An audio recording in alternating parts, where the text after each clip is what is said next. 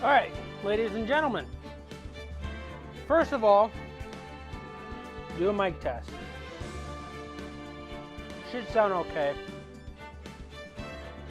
I have to know if I'm too loud.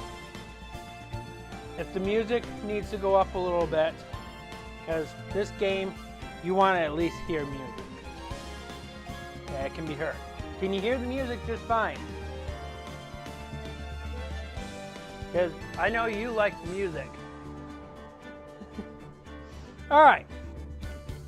I know it's been a little over 2 months since I've last streamed this game. Can anybody remember what happened? Because I know where I'm at in the game.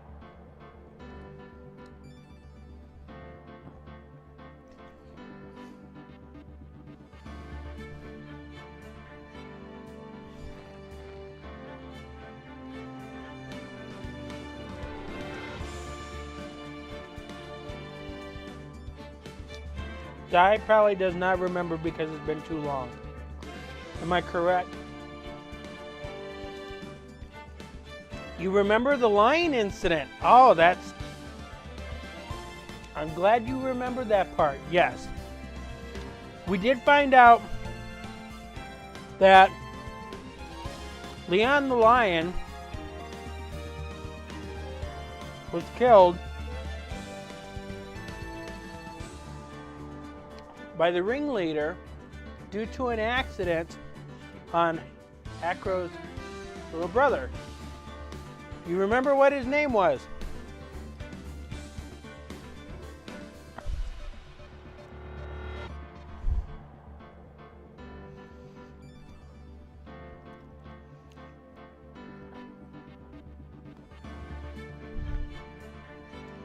Exactly. I bet you were thinking acrobat when you were actually hearing the name. Thinking about the name, right?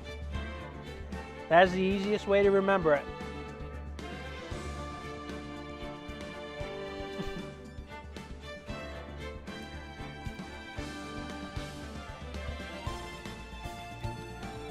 So his actual name is technically Sean Dilling.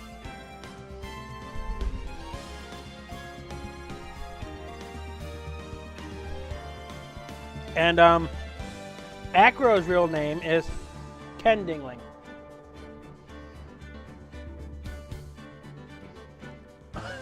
Dinah and Mike, yeah. From Super Mario RPG. So I guess that also helped you remember Acro and Bat. Bonus points if you could remember their actual name, because you would actually have to open up the suspect profiles or witness profiles to find their actual name. So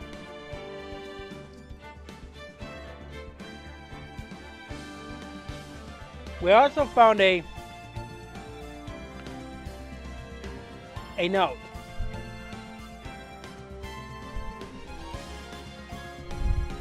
So, which apparently it was addressed to the killer, and who are we suspecting that wrote it?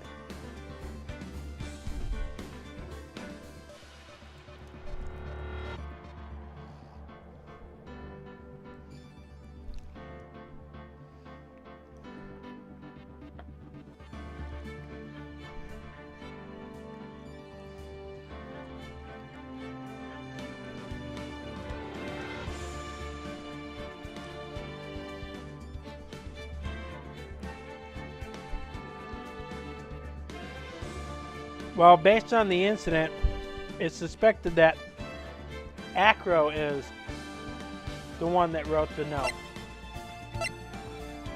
That's what we suspect. But unfortunately, we don't have all the proof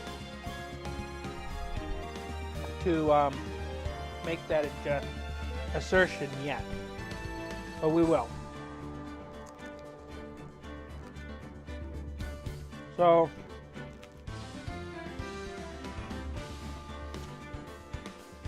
we're going to be doing the trial. Sorry, I'm eating chicken. Chicken that I actually prepped for 2 hours and cooked.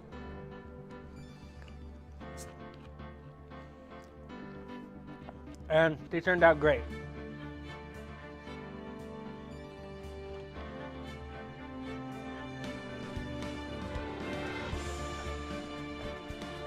They don't have the best appearance, but fried chicken?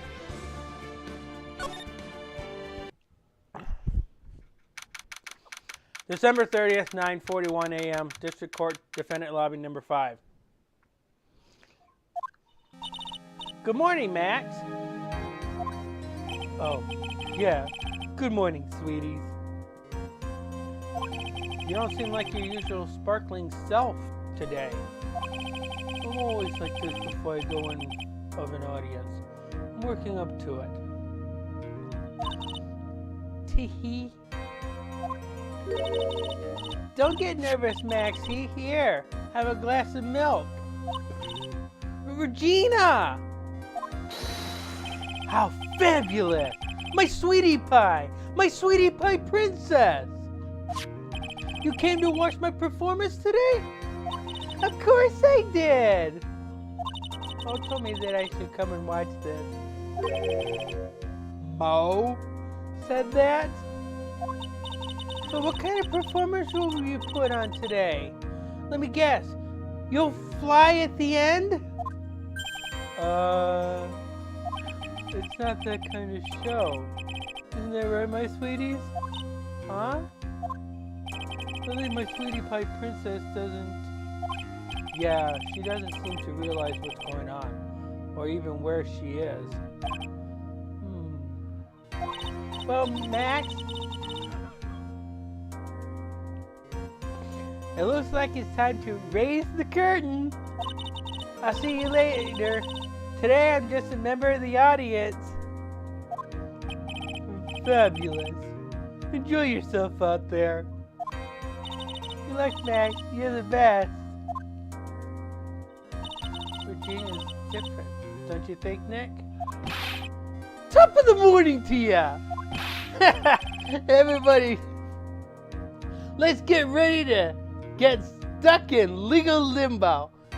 How low can you go? Mo. Top of the morning to you, Governor! Top of the morning. That's the ticket. Attacking the day starts with energy in the morning. Di, do you like the clown? Yearly bird gets the worm, but then again, worms lack higher brain function.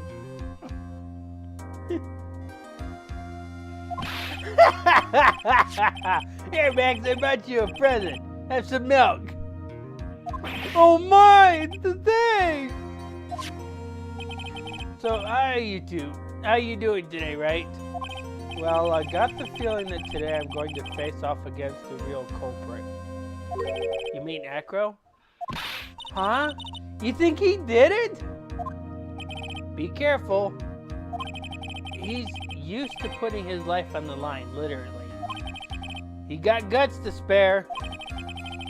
All I've got to worry about is how thin the tightrope is. I'm used to it already.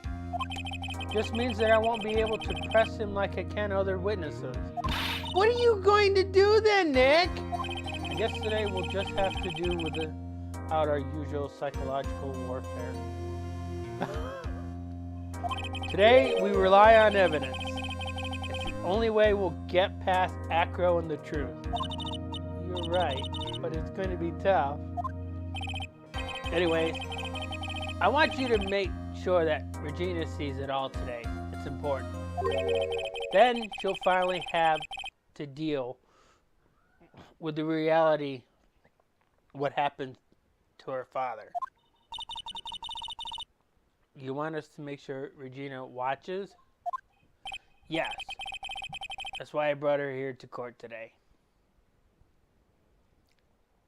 The smiles are gone. Just from that statement alone. The smiles are gone. This is going to be the most depressing part about this case.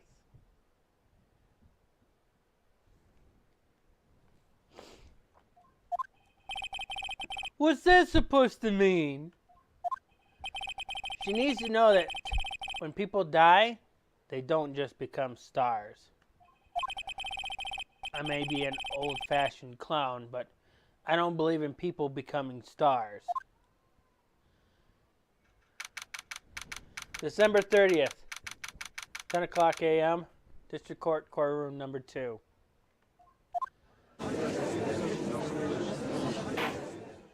Court is now in session for the trial of Maximilian Galactica. The prosecution is ready, Your Honor. The defense is ready, Your Honor. Very well, Ms. Von Karma, you may proceed with your case. The prosecution would like to revise its previous theory of events. What's the meaning of this? We have discovered a new witness. Or shall I say, a new eyewitness. One that saw Maximilian Galactica fly off from the scene of the crime. Order! Order! I had a feeling something like this would come up. Due to this revision, we are now prepared to explain how the defendant flew that night. An explanation the prosecution will present if the need so arises. In fact, my detective stayed up all night creating a mock-up of the scene on my orders.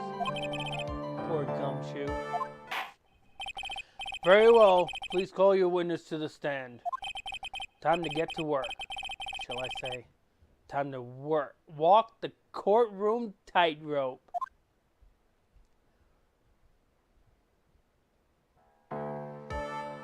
Name and occupation. Ken Dingling. But everyone calls me Acro.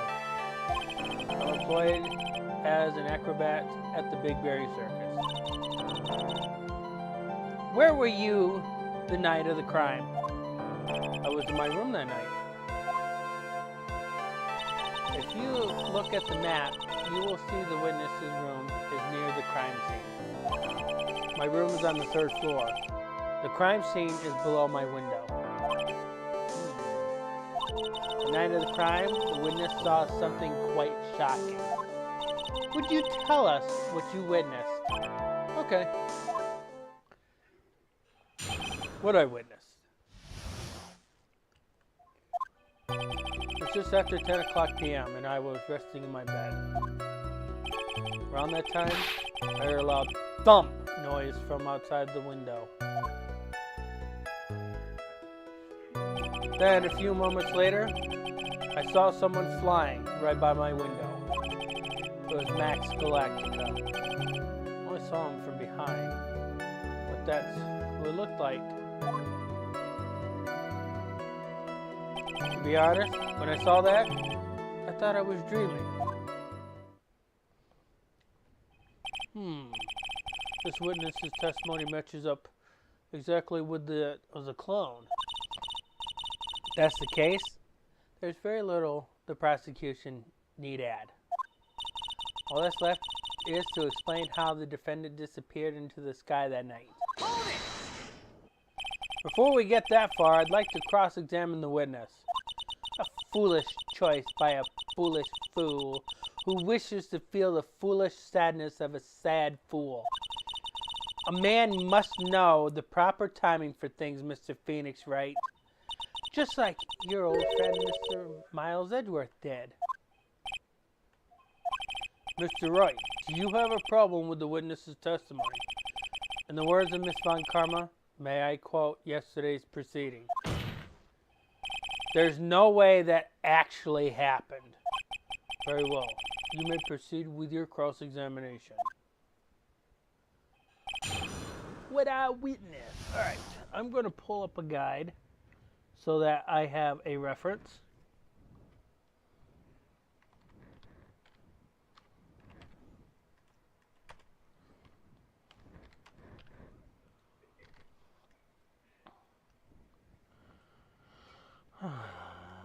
Okay. Before we begin the cross-examination,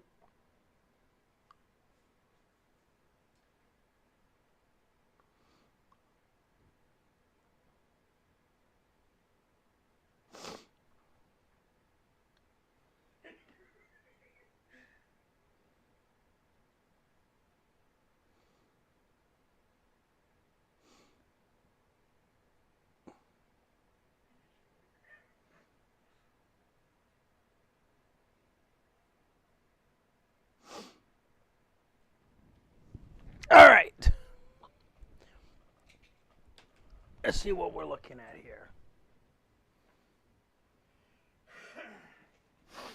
All right, Dia, you ready?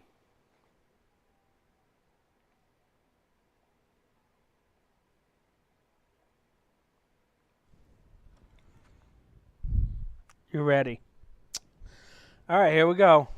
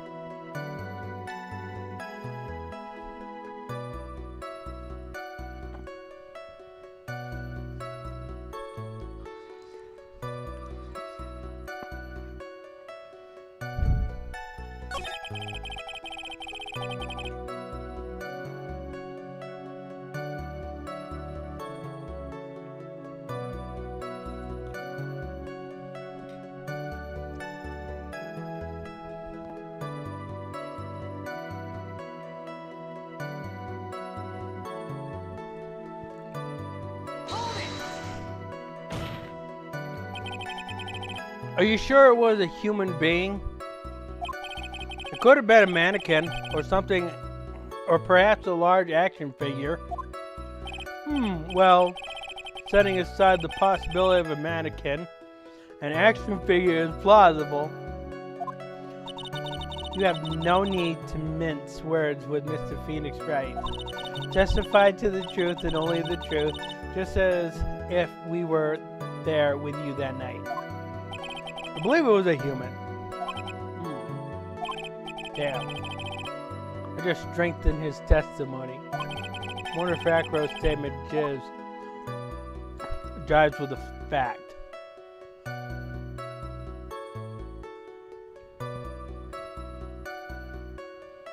So,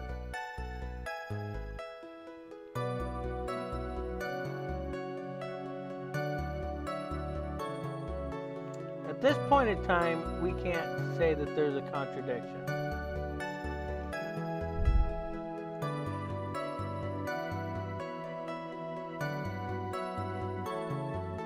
Yeah, there's nothing wrong with it right now.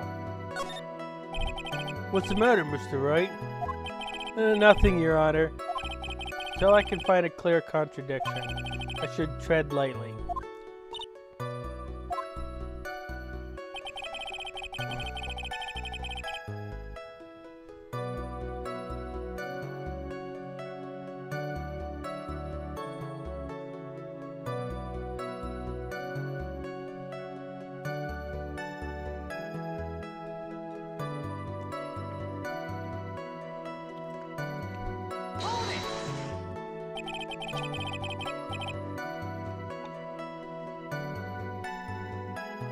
The light in your room was turned off then, right? That's true. We were in the bed after all. So with the light off, you were still able to clearly see a human flying by your window? The safety lights lit things up enough for me to see. But honestly, there's only enough light for me to see the silhouette outside my window. It was the person's back, so I couldn't see the white roses on the front. Did you see any of the other symbols? I clearly saw the cell cat, as well as the cloak wrapped around his body. I'm convinced that the person I saw was Max Galactica. The more I press him, the less results I seem to get.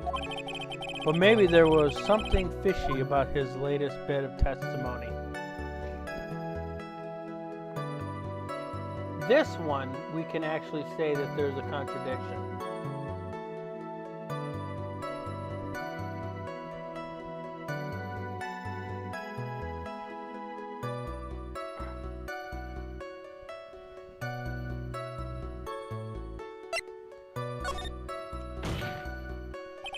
There's a huge contradiction with the testimony that was just given. If there's a contradiction, then prove it with your evidence. She's right. Let's see some evidence.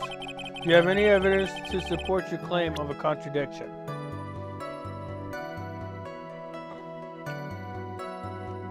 So basically you think about where the contradiction is.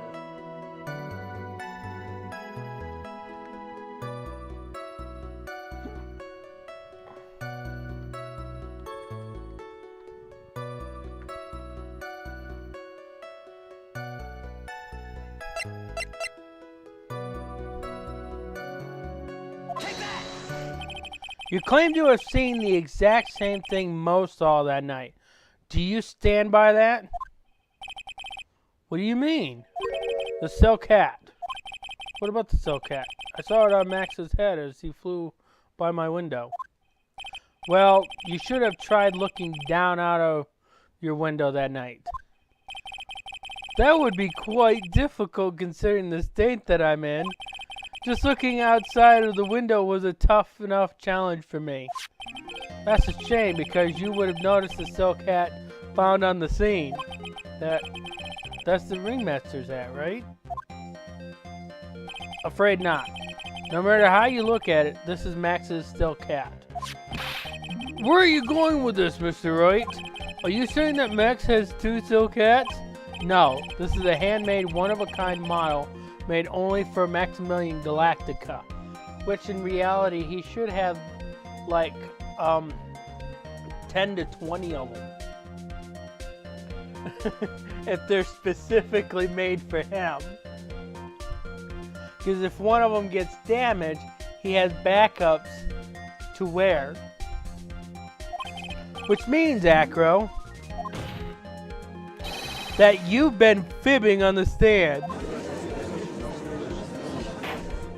Order! Order! As always, it looks like someone just had to open their mouth before thinking. Are you okay, Nick? Well, I opened my big mouth and now I have to back it up. How about it, Mr. Wright? What would cause this witness to commit perjury in this courtroom?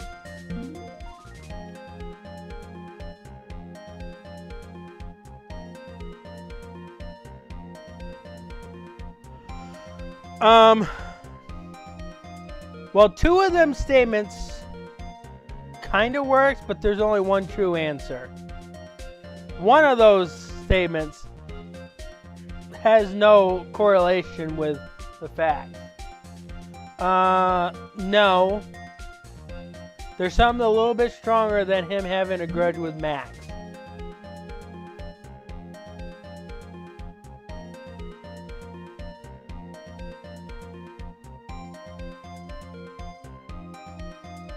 Let's just say this answer that you pick has to kind of deal with that.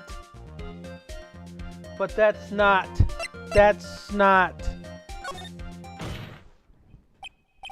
Your Honor. On this occasion, the defense accuses Acro himself. On this occasion? Accuses Acro? What in the world are you accusing him of? Obviously, we accuse him of the murder of Mr. Russell Berry.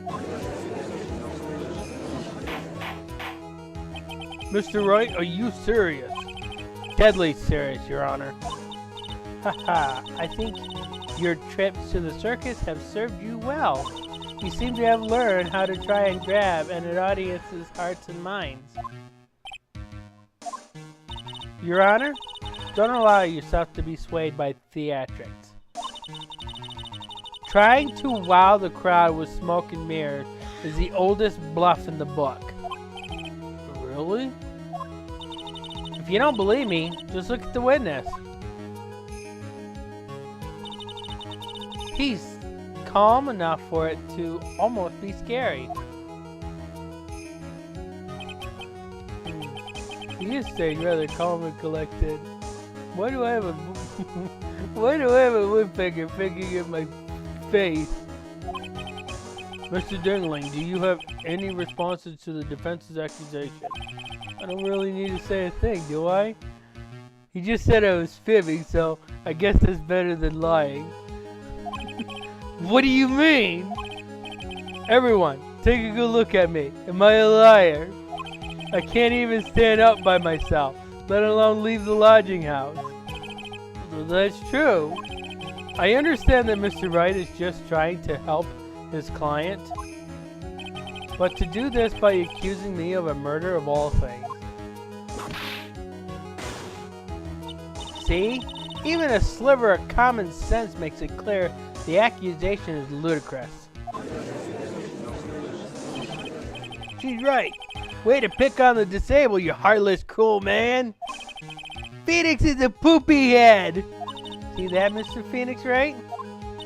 If you're trying to drum up support from the peanut gallery, that's how you do it. I think that's enough for this little game.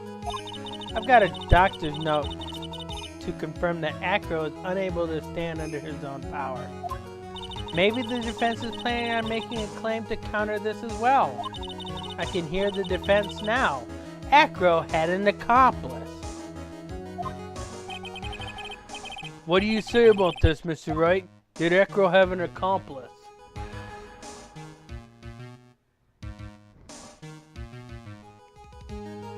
We have to think about this logically.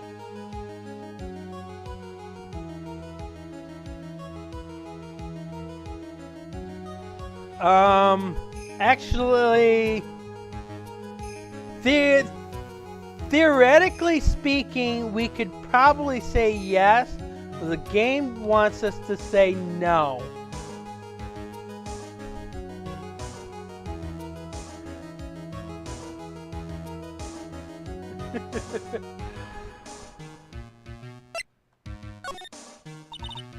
Now then, this must be when we get to hear the name of the mystery accomplice. Not this time, Vine Karma. What? You're not going to sucker me into this one. What are you babbling about, Mr. Wright? There was no accomplice. Acro planned and committed this murder all by himself.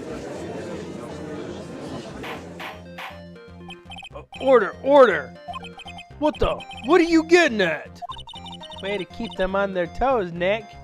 Now I'm going to have to prove how it all fits together. I have to show how Acro murdered Russell Berry. Can you do it, Nick? Can you really do that? No, I can't do it. I know what I can't do. I can't stop now. If I stop attacking, I'm doomed. Alright, then let's do it. Mr. Phoenix Wright. If this witness is the killer, then his eyewitness account is all lies, right? Mr. Wright, I'd like you to clear something up for me. When the crime was committed, exactly where was Mr. Dingling? The obvious answer is what?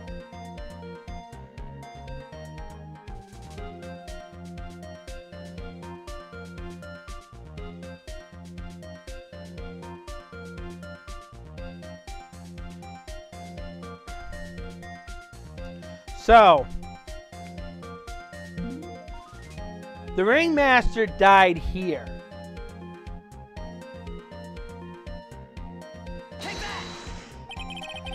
He was obviously here the entire time.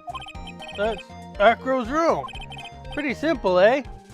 Acro wasn't able to leave the lodging house by himself. In that case, there can be only one correct answer.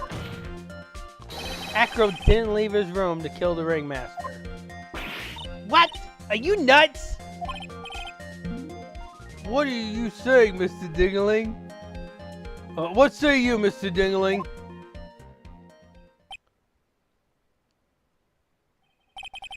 That's an interesting theory. That's it? Considering that what you propose is impossible, yes, that's it.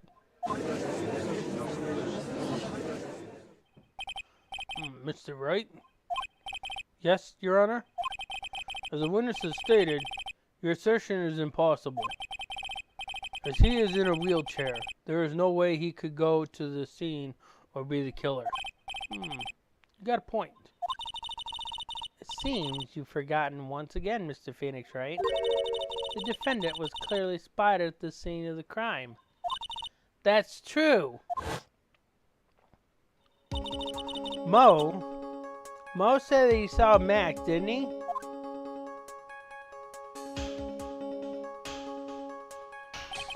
But Maya, it's still impossible for humans to fly. Do you mind if I ask a question, Mr. Wright? What is it? I understand some of your logic. However, how do you think that I killed him? If I can't leave my room, I obviously couldn't wear Max's costume. How did he do it? That's the next course of this legal buffet. Be careful, Nick. If you mess up here... She's right. I can't mess up here. I've got to give this one some serious thought. I'm sure that Acro killed the ringmaster. And he did it while he was in his room. No doubt about it. Time to enlighten us as to how Mr. Dingling committed the crime, Mr. Wright. So, at this point, we can only present evidence.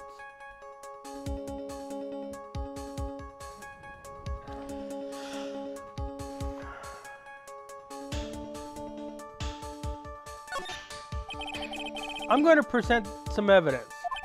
So what did Mr. Dingling use to commit the murder of Mr. Russell Berry? So there's kind of two pictures we could use.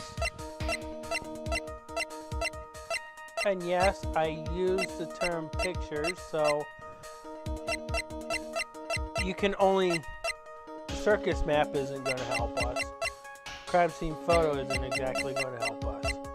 So, we have two pictures here. Which one do you want to pick?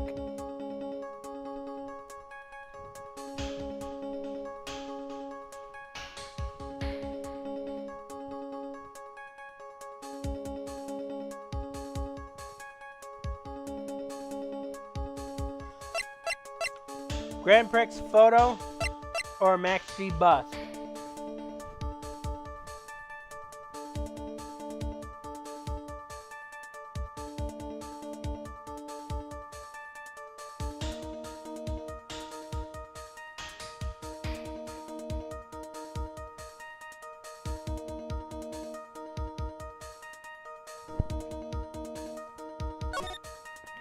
So there's Max G bust, and there's the Grand Prix photo.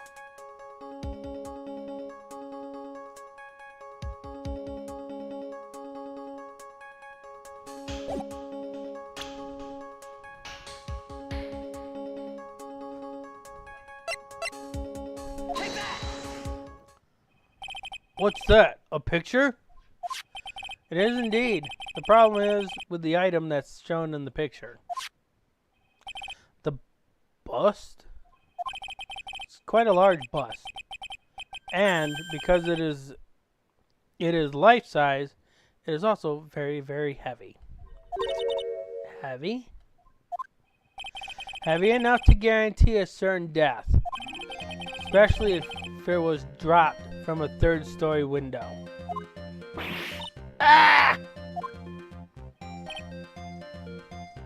We have some reaction. We got a reaction out of Acro. See, this is how Acro was able to kill the Ringmaster. With the force of gravity and Maximilian Galactica's ample bust. Order, order! So you're saying the bust fell onto the Ringmaster? A rather simple crime.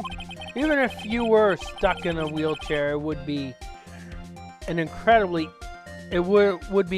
easy to commit. How could you possibly wheel a wheelchair with something so heavy? It's impossible. Well, Acro is an acrobat. He should have more than enough upper body strength to carry something like the bust. Mr. Dingling, how do you respond to these charges? Well, Acro's at a loss for words. He should be. He knows that I'm getting close to the truth. Well, well, well, Acro. You can't run away from— Ow! I'd watch what I say if I were you, Mr. Phoenix Wright. What? Your Honor, the physical health of this witness is material to this case. I demand that we get proper testimony from the witness himself. Testimony, you say? On karma. She's just using this testimony as a route to solve for time. There is absolutely no need for such testimony. The defense has its version of the murder. The prosecution has the right to respond. The defense's objection is overruled. Why can't you see things my way once in a while? Mr. Dingling, I'm sorry, but we need you to testify about your physical condition. If you have any doubts about your ability to testify, we can request expert testimony. The witness will have no problems. However, let's all be respectful towards him. Thank you. Ugh. That woman will sink to any low to win a case. Acro's physical state.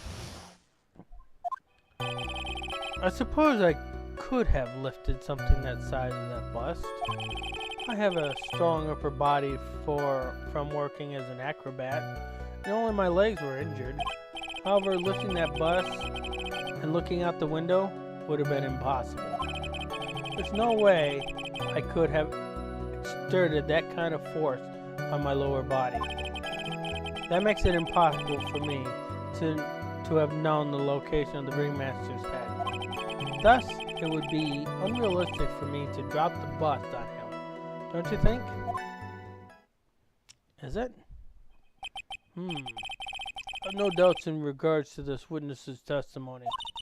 But it's impossible for him to lift the bust and stick himself out far enough to look. Not to mention that he could not have known the location of the Ringmaster's head. Are you sure about that? A single false step would have led to even more severe injuries. Now will it, huh? That's what I was thinking. What is your opinion on the matter, Mr. Wright? I'd still like to proceed with my cross-examination. He's simply stalling. It's shameful, really. Grr. I can't let her get to me. I've got to focus. So let's think about exactly how this is going to work.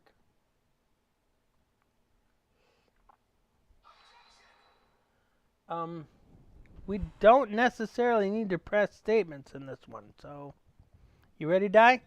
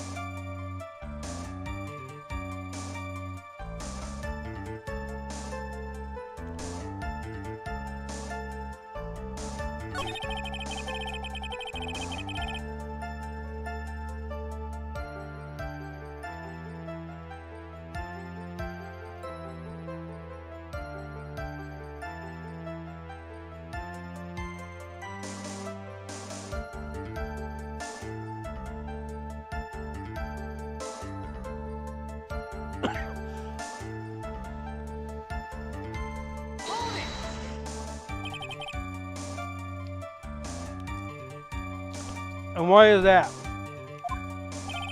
Because if I were to do that, I'd end up falling out of the window myself. I still haven't gotten much feeling back in my legs yet. So you couldn't have thrown the bus out of the window.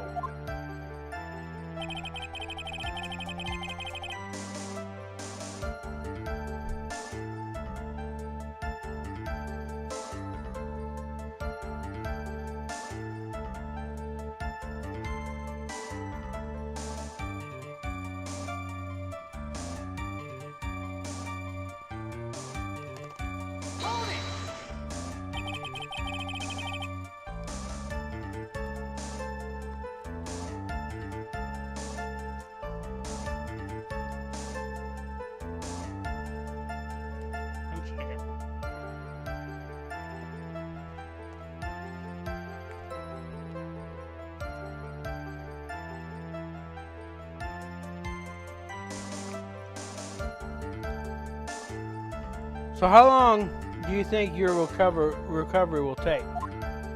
You have to remember that my nerves are severely damaged. I'm currently undergoing some extremely intensive rehabilitation, but it's still going to take a while before I'm back to 100%. Let me remind you of another very important point.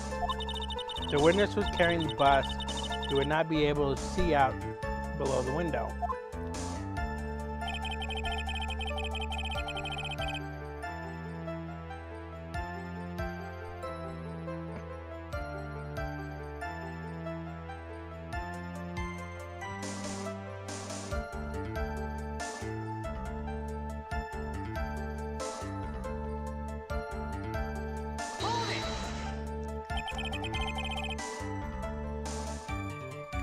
Why do you say it would be impossible? Allow me to explain. You accept that if I was carrying the bus, I can't see below the window. But there's no way that I would know the location of the ringmaster's head. Well, I suppose you have a point, or do you? Hey, Nick? Huh?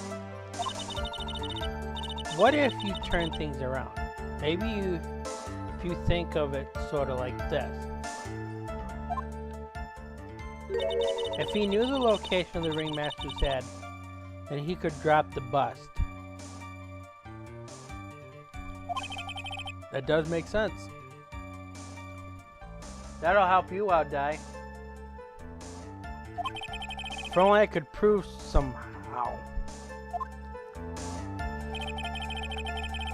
The acro knew that the location of the ringmaster's head without looking down.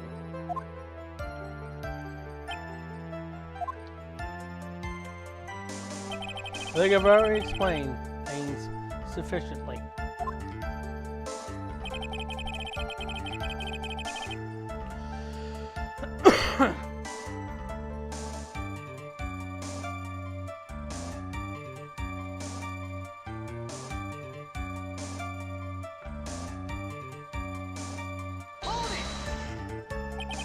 If all you had to do was drop it, then it wouldn't have been a problem at all.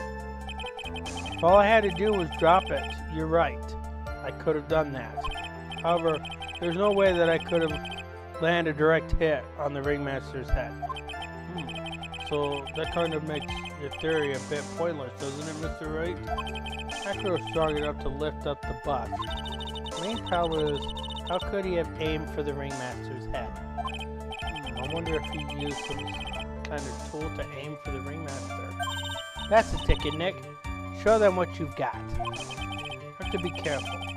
Have to find something that fits perfectly with this case. I don't remember us finding any sort of tool. But maybe we overlooked something. Alright, now we're restarting the testimony again. Get back up here, controller.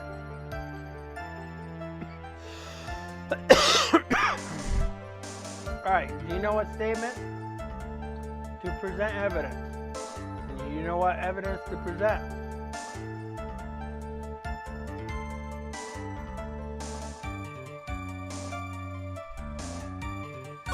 We can do the last one.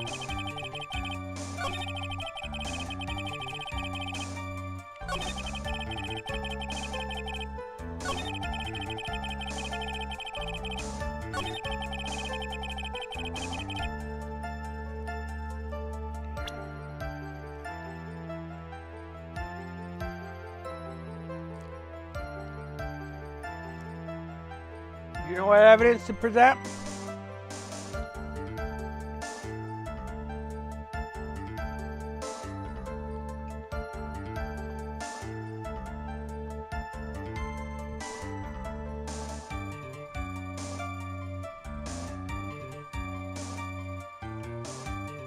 Hold on a sec.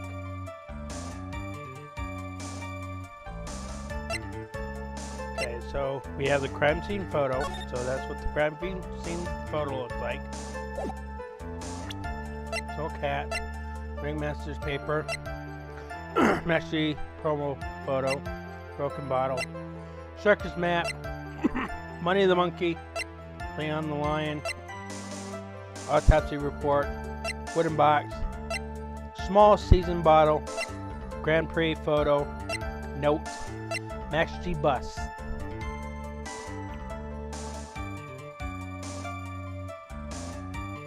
There are two evidences that you can actually use in this testimony.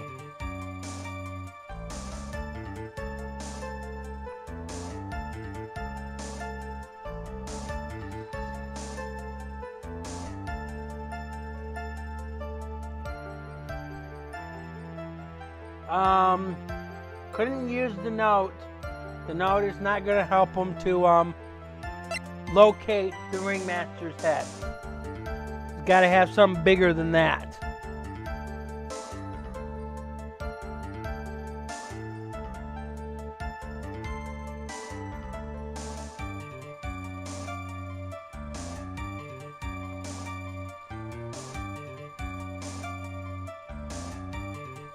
Well, there's one thing on this page, and then there's one thing on this page. So take your pick.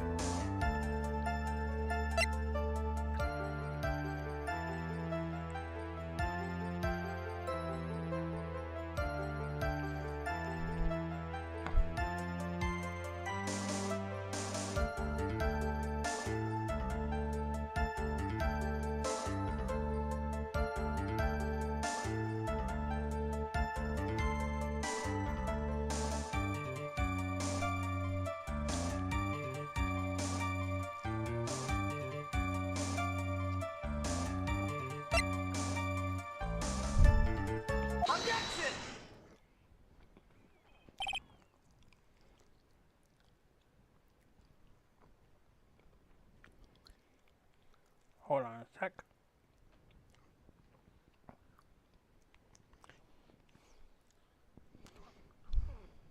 Acro. You didn't really need to lean out of the window, did you? Who are you driving at, Mr. Wright? You already knew ahead of time where the ringmaster's head was going to be.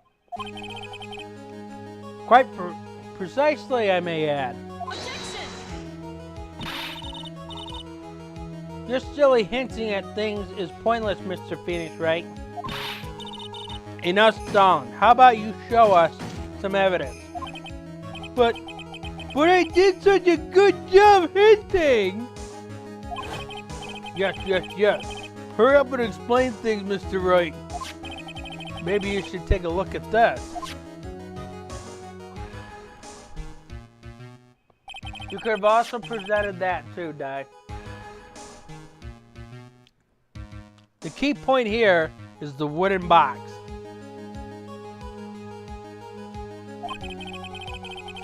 The same wooden box that the victim was found hunched over. Also, that testimony had two statements that you could have present these two evidences on. The fifth and the sixth statement, which are the last two statements in his testimony. The same. The question is, who placed the wooden box here? Who? When Ben and company saw the ringmaster, they didn't see him holding the box, which means that this wooden box was already placed at the scene of the crime. I have to admit that your theory makes a lot of sense. The moment the bus came falling down was exactly the moment that the ringmaster lifted up this wooden box. Which means that the answer to all those questions is now crystal clear. You mean if the bus were to fall upon the point marked out by the wooden box, there would be no way that it could miss the head of the victim. No! Order! This is unbelievable! Finally, some of these loose ends are starting to tie themselves up. Now I just gotta keep going, and there's only one way to go from here. Forward. So the next question I have is, who placed the wooden box at the scene? It was Mr. Dillingley. Of course. He connected it to a rope, and all he had to do was lower it down. Ow! Allow me to whip some sense of you. Mr. Phoenix Wright. Ow! The ringmaster's head could have been anywhere when he lifted the box. That's why the box was so specially made. Specially made? Indeed. It had the most particular feature, which is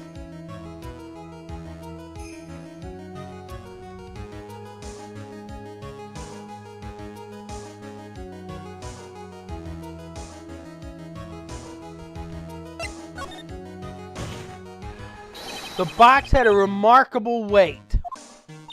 Weight? According to the court record, it weighed 20 pounds. Just to lift up this box would have required...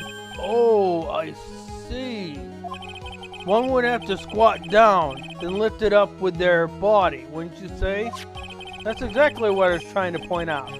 The box is also very large. The box also has carrying handles on either side, doesn't it? That is correct. To lift up the box, you'd have to squat down.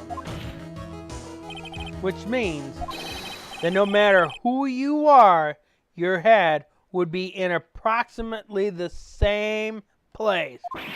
Fool!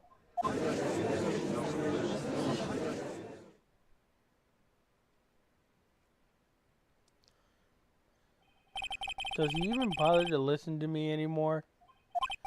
I've heard what you've had to say. I must admit, I'm shocked at your imaginative skills. Did you do it? Did you place this wooden box in the plaza? Mr. Wright may have a vivid imagination, but I could never have done what he's proposing. What? Mr. Wright, do you recall the original location of Max's bust?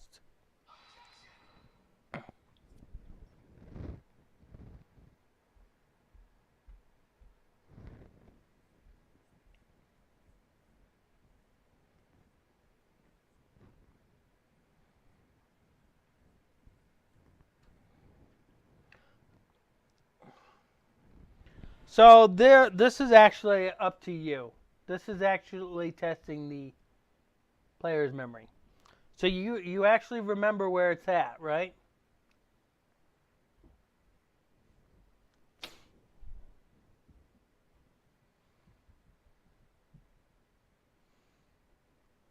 Because these choices are basically asking the player if they remember where the bus was.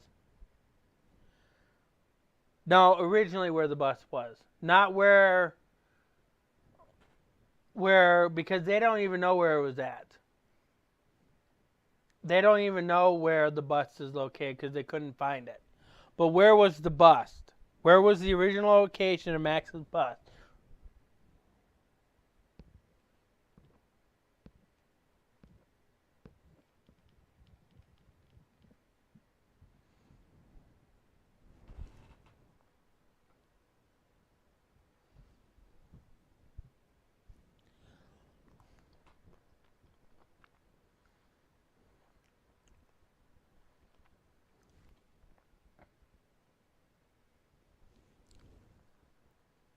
So you just want me to pick I forgot?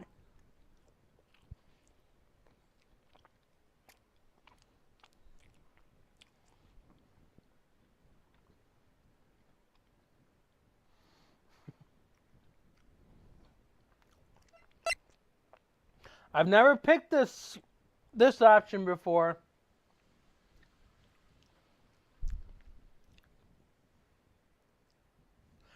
Well, the answers really don't matter. I kind of forgot. Nick, don't tell me you're losing your memory already. No. Let's not get carried away. Hey, stick out your head a little. I got just the thing. A Maya kick.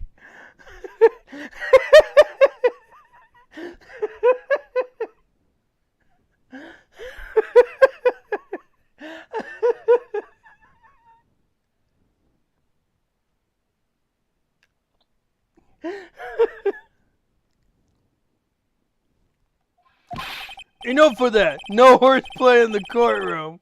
And no kicking the defense attorney. According to the court record, the bus disappeared from the cafeteria. Now do you remember?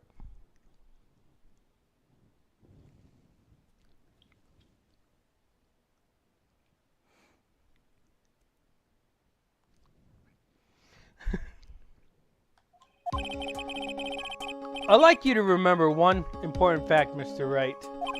I could not possibly leave the lodging house by myself. That means you understand what I mean, don't you? I may very well have been able to drop the bus from my room. However, how would I have gotten the bus from the cafeteria to my room? You see, Mr. Phoenix, right? Explain that. Don't forget, you said there were no accomplices.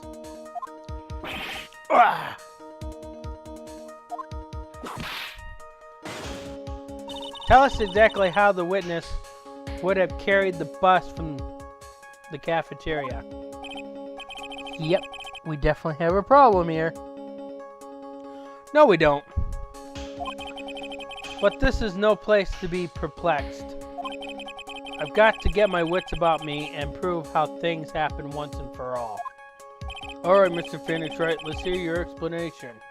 How did the witness get the bus from the cafeteria back to his room? What do you think, Di?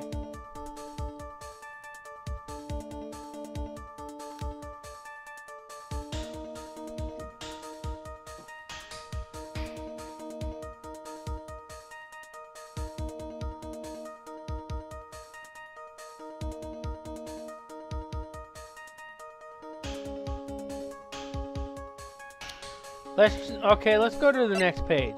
Let's first take a look at this. So you're looking at this picture. What do you notice about the picture?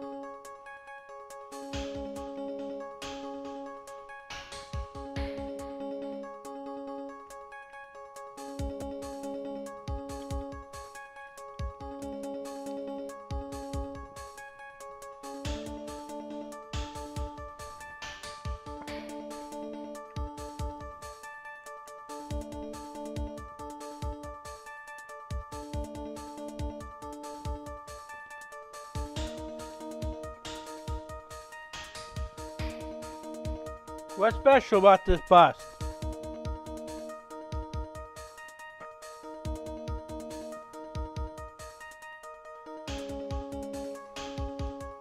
Well, there's a specific feature to this bust.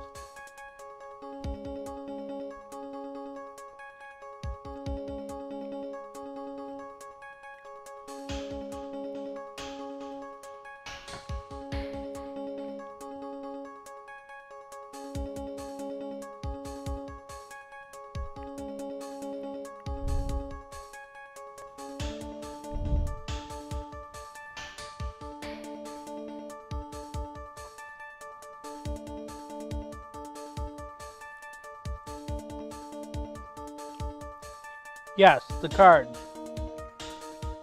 What's special about the cards?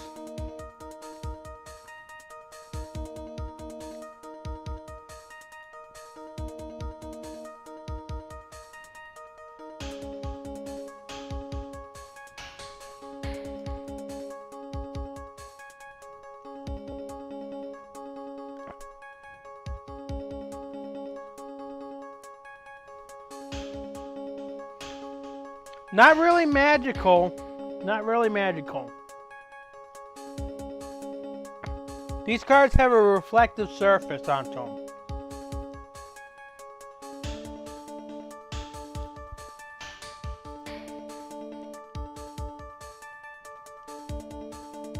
So, if they touch light, they hit light, what happens to them?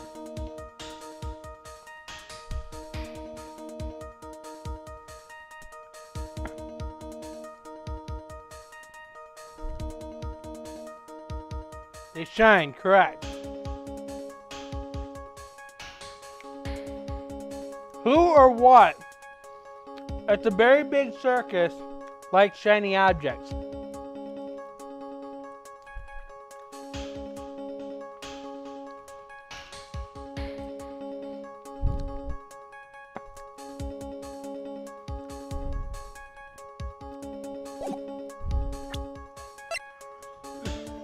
Money.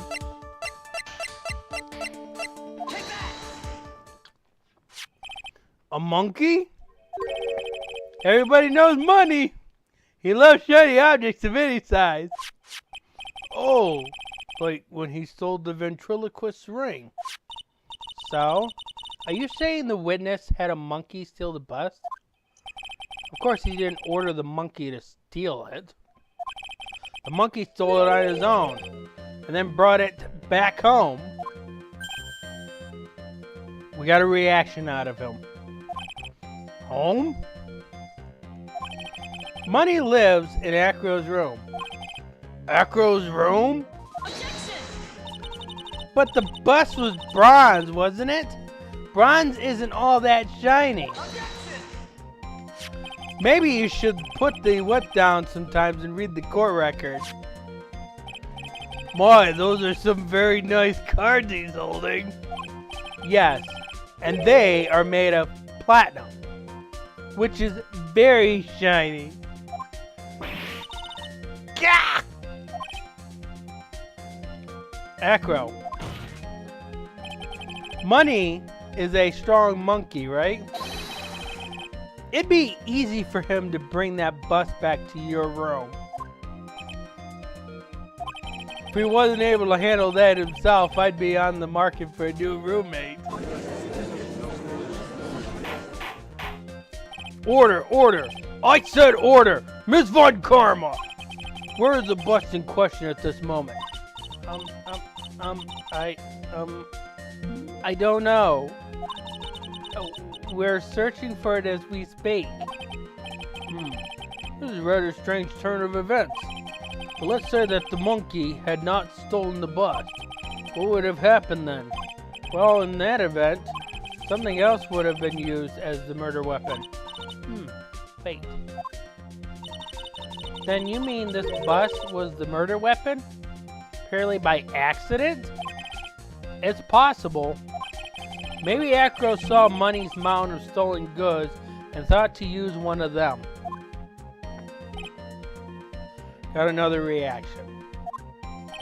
Anyways, I think we've more than proven one critical fact. Namely, that it was entirely possible that Acro was the murderer. Moron!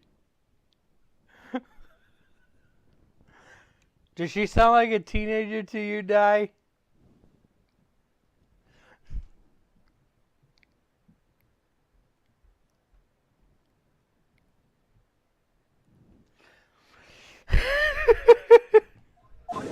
She's 18 years old. Mr. Wright's argument was so circular. I'm still a bit dizzy, however. Oh, Jesus. Reading that line out loud just made me think. Circular! Yep, I can understand why he'd be dizzy. His argument does hold water. There's no denying that. Oh! Don't seem so flumboozled. Especially by this fraud of an attorney. Fraud? You've forgotten the absolute most important thing, Mr. Phoenix, right? And what is that? You should know. You forgot that your fraud of a magical client was spotted at the scene of the crime. Ah! I think she's forgetting it too. There is no reason to doubt the clown's testimony. Well, he's not doubting the clown's testimony. He's providing an explanation as to why the silhouette exists and what is the meaning behind the silhouette. So that's true. How do you respond to that, Mr. Wright? Nick, don't let her beat you now. I won't. This is my chance to turn the trial around. When the murder occurred, there were two people at the scene of the crime. One was the victim, Russell Berry, and the other one was the murderer himself. Answer this, and only this, Mr. Phoenix Wright. Who was the murderer the clown saw? Well, we have an answer for this one, Di. This one.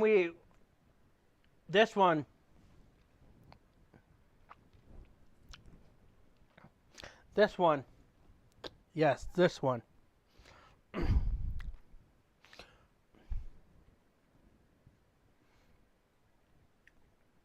I think you know the answer.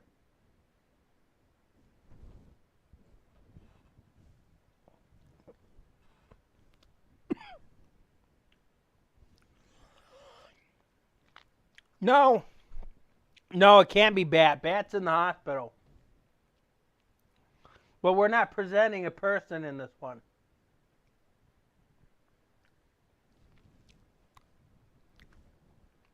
Yeah, Bat's in the hospital. He can't do any murder. Money? No. Money would not know the first thing how to kill.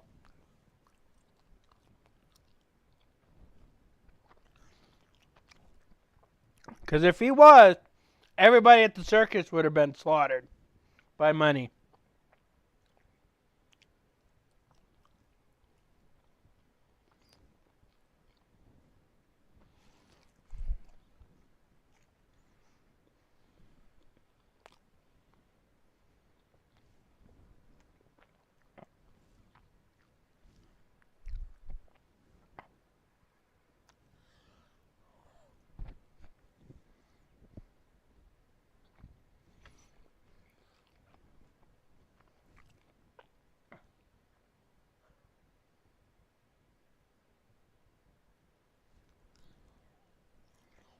Well,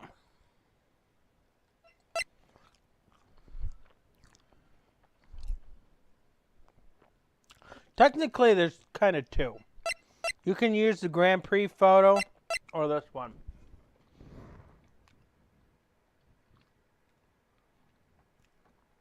But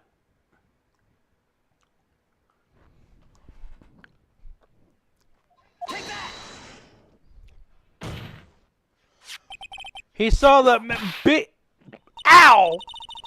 I asked who the other person Mo saw on the scene. That evidence has nothing to do with the question. Objection! En contraire, mon frère. It does indeed have something to do with your question. Mo said that he saw Max's silhouette, but he did not actually see the man himself. It wasn't a human being he saw. How is this possible? It's simple, really. What Mo actually saw was that night was Max's bust. Objection! What are you talking about? Have you tried using your brain at all in this case? The silhouette he saw was wearing a cloak. Hey, Von Karma, have you been using your brain all this trial yet? Objection! There's no reason why you can't attach a cloak to the bust. It would be easy to hang one off the cards in the bust's hand. Idiot! Who in their right mind would put a cloak on a bust? It doesn't matter who put it on the bust. Just wait a moment now, Mr. Wright. Who put the cloak on the bust? That question is of the utmost importance to this case, don't you agree? No, I don't agree. Because who put the cloak on the bust is not the issue. Don't! He caught me. So let's have it, Mr. Wright. Who put the cloak on the bust? This is why this part doesn't make sense, but here we are. We've got to blame somebody for this. So, guess what? We have to present profile.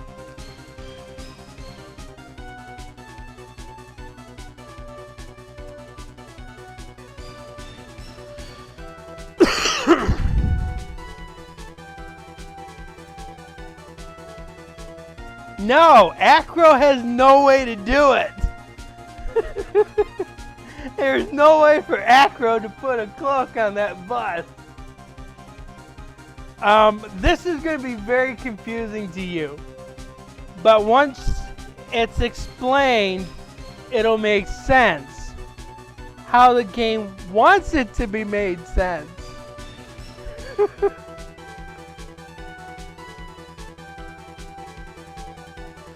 So I'll give you a hint. Anybody that's living, it's impossible for them to place the cloak on the bust. Okay? Anybody that's living, it's impossible for them to put a cloak on that bust.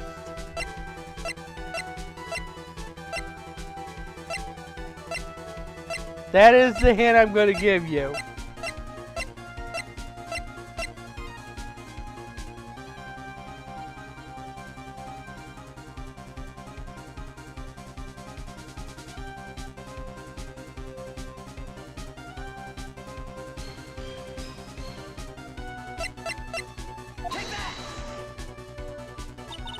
Fool him?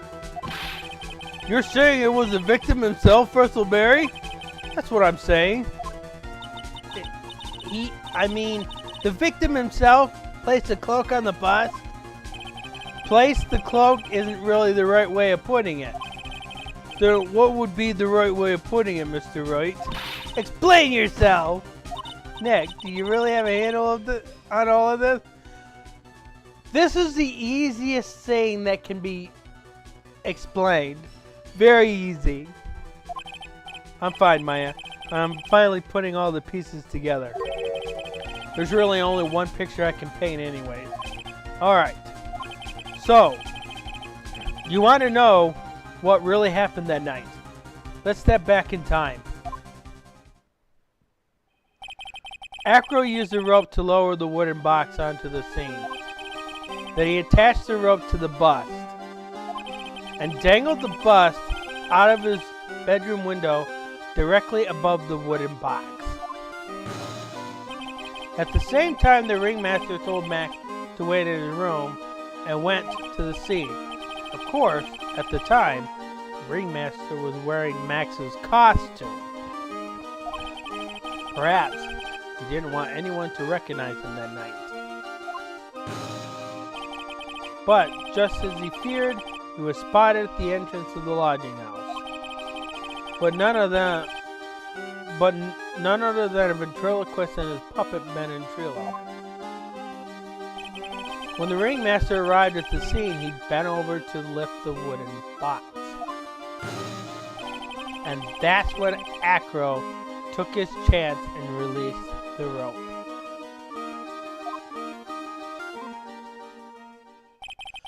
Now, this is when the magic happens. At the very instant that the bust hit the victim,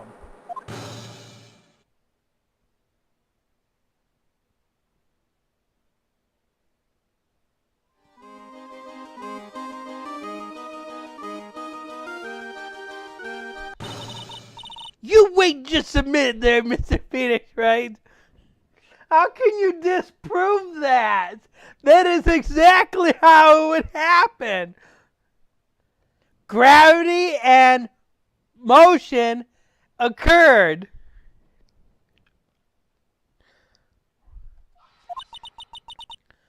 As much as you try, as much as you scheme, this just isn't true. It can't be. But it is true. Scientifically speaking, that is the only way that can happen. It's still a little early to be getting so upset, Miss Von Karma. This circus isn't over yet. What?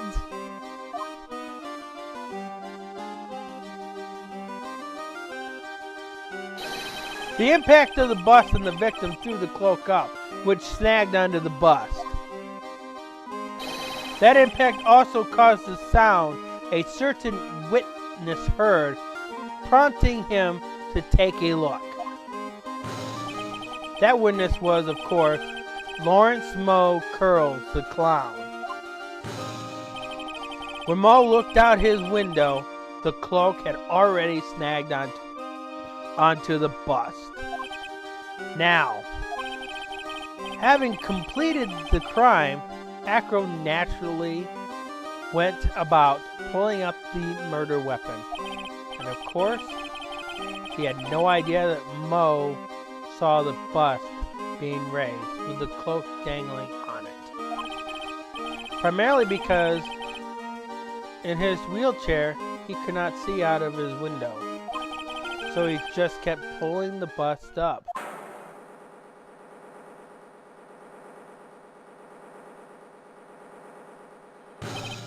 And that is how the magical murderer disappeared into the sky came to be.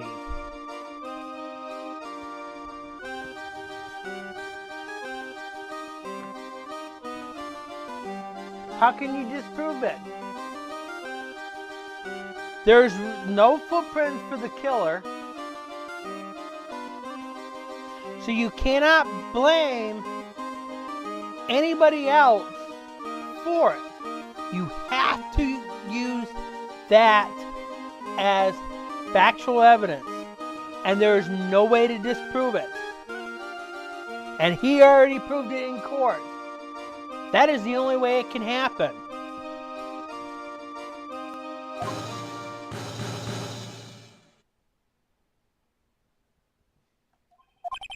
So you see, the only person who could have pulled this off is the one person who was able to drop the murder weapon from above the crime scene. At this point, the person playing this has probably already forgotten about Regina.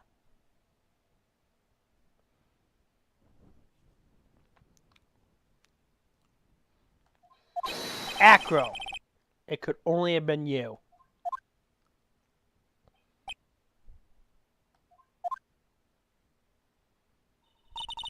Acro has been playing mind games with us all, with all of us.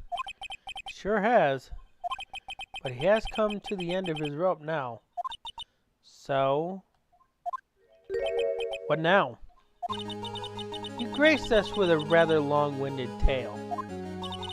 But do you have any evidence to prove that your fairy tale is true? Here's the thing. He doesn't need any evidence to prove it, because that is the only way that it logically can make sense. The prosecution has to disprove it, because that is a strong claim. Evidence? See, the judge is even thinking the same thing. How can you disprove this? There is no way to disprove it.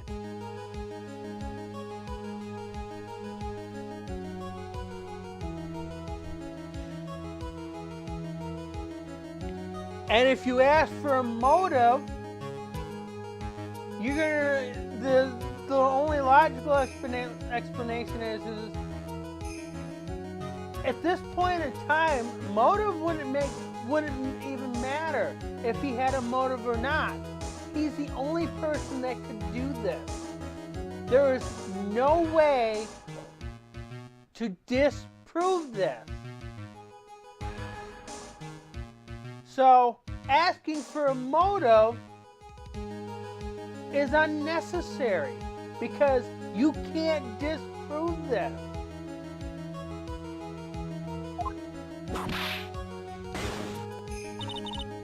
In this court, only two things matter: the power of evidence and the power of my whip.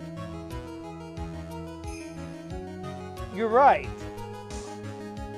And what she just said just now, just by the defense's claim, there is still no way for it to be disproven. Regardless if they had that murder weapon or not. The bust is the only thing that can kill the victim in this situation. With all the testimonies that are proven, just because there is no murder weapon, you have Acro confessing to the fact that he was in his room the whole time.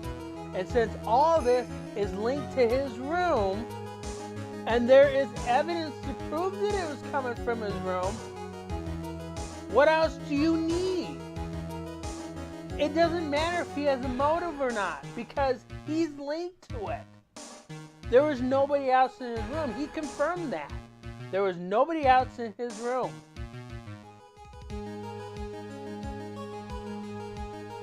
And with the lack of footprints, that also makes it hard to prove as well, because the clown Mo was already in his room. His footprints would have been left onto that ground over there if he tried to go into Acro's room.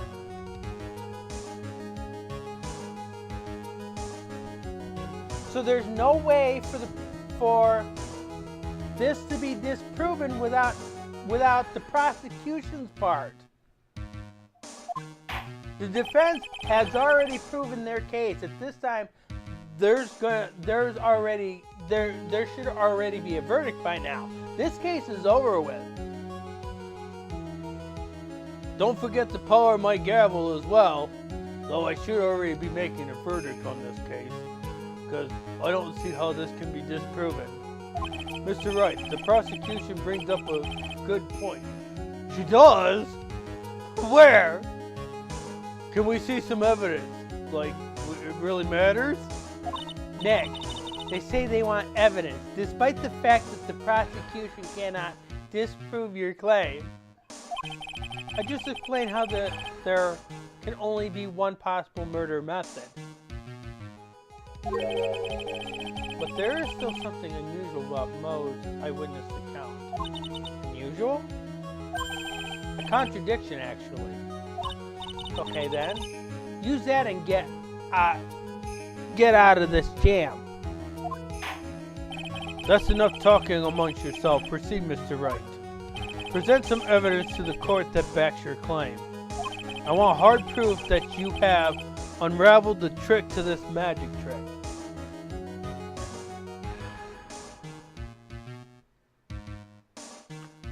go.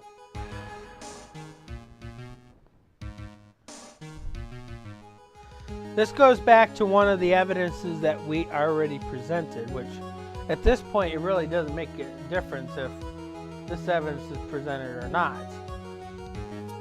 But it would explain exactly where this piece of evidence would have, why the evidence was there anyways.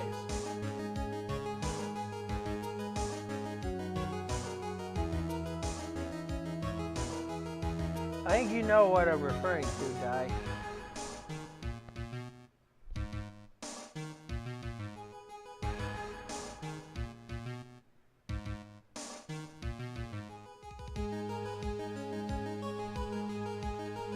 You want to see the next page.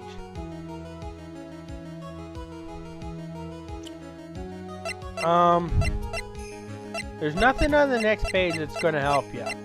None of these are going to help you. I'll tell you that right now. None of these will help you. So, it's everything on this page. Matter of fact, the guide says there's actually 2 pieces of evidence that you can actually use.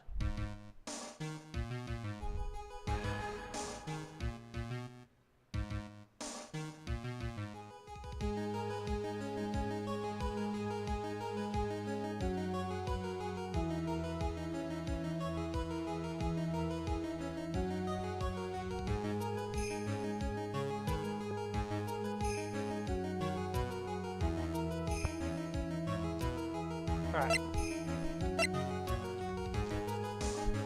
So we have a crime scene photo, which is not going to help you.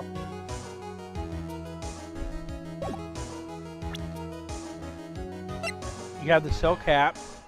You have the Ringmaster's papers. You have the Max G promo poster.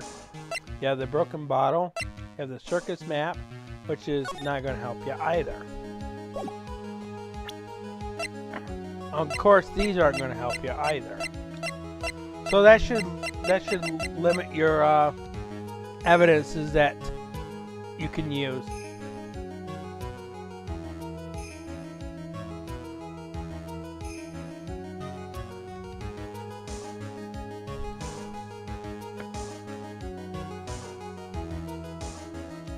You want to use poster? Okay, we'll use poster.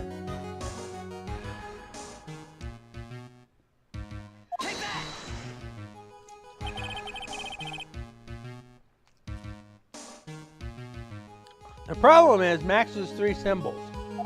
You know, the silk hat, the cloak, and the white roses. Those symbols were a problem numerous times during yesterday's proceeding. Yesterday, there were 2 contradictions in Mo's testimony. The silk hat was one, the white roses were the other. But the theory I just presented explained all those contradictions. You fool. Do you ever shut up? Max's silk hat was found at the scene of the crime. However, remember what Mo said yesterday. He testified that the criminal he saw fleeing the scene was wearing a silk hat. There's only one explanation for that. The silk hat that Mo saw was actually the bust. Makes sense? If you look at it that way, then he did see the silk hat. Well, sort of. Fine, you got one. But what about the other contradiction? Other contradiction? Remember what the ventriloquist said in court. He said that he witnessed red roses on Max's chest that night. But the clown's testimony doesn't match. The clown said that there were no white roses. I'd like to see you try and explain that one away. Can you do it, Nick? Of course, I can explain all of it. What was that? Please recall the instant when the cloak snagged onto the bus. If the cloak snagged onto the bus, what happened to the white roses?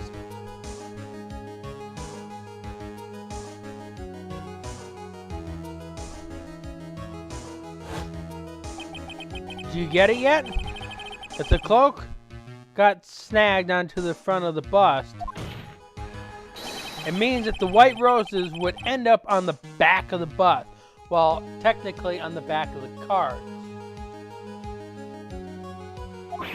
Ah! Which explains why Mo didn't see them. The white roses were not visible because they were on the back side of the bust.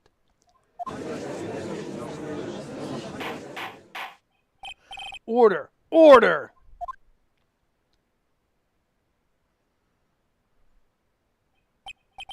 This is quite the shocking state of affairs. Mr. Wright's theory still sounds a bit absurd to me. However, let's just keep going down this road for a while and see where it leads. Let's do this, Nick. Then maybe Von Karma will finally throw in the towel. There's really nothing that she can do.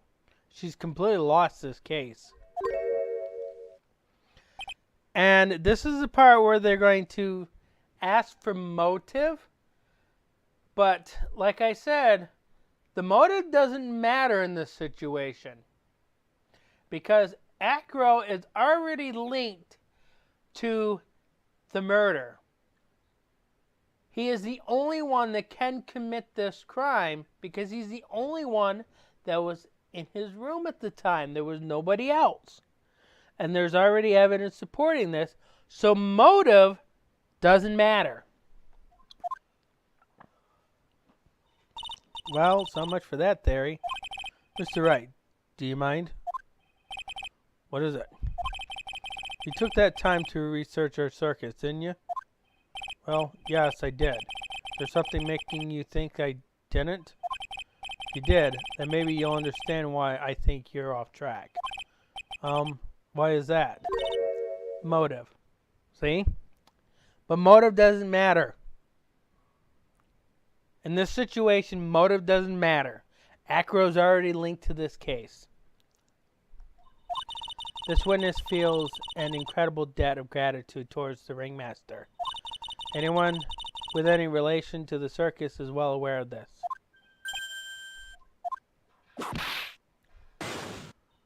Thus, there is absolutely no way someone like this would kill the ringmaster. That is a lie. That is a 100% a lie.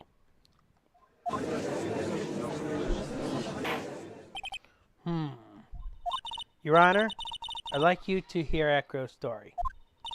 Learn about his relationship with the ringmaster and his life up until now. Well, what do we do? There's no doubting that Acro deeply respected the ringmaster. Acro's motive. Doesn't matter. It seems that this case isn't over yet. Very well. However, I feel this is a good place to take a break. I will listen to the rest of Mr. Dingling's testimony after the recess. This court will now take a 10-minute recess.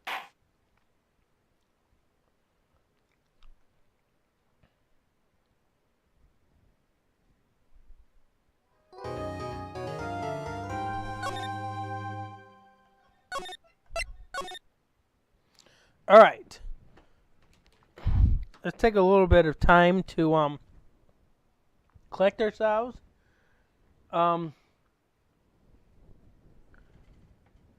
Let's see if we can't answer some questions that you may or may not have.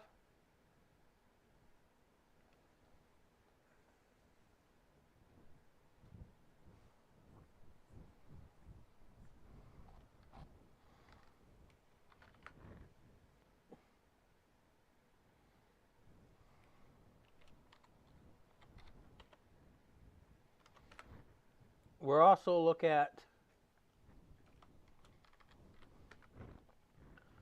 overview this entire case itself, or this particular part of the trial.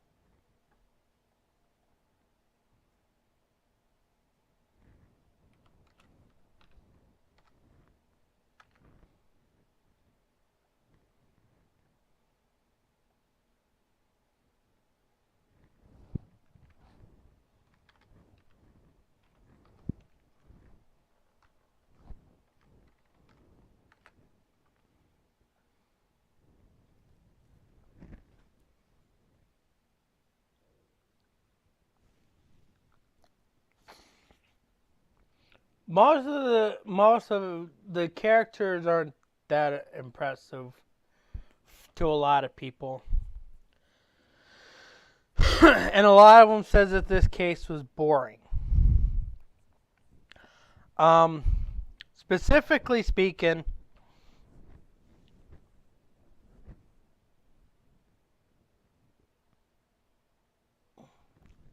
some of it is complicated, but the entire Ace Attorney series can lead you to think that it's all complicated. So there's many other cases that are just like it as well. But I do like complicated cases because it keeps it interesting. But there are some people that doesn't like that part of the trial because once Phoenix Wright established a motive, well, he established a method of murder that cannot be disputed.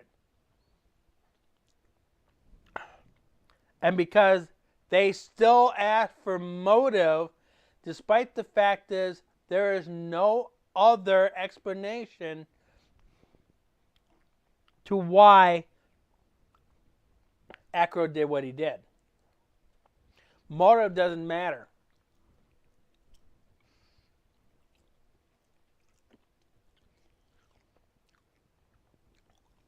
So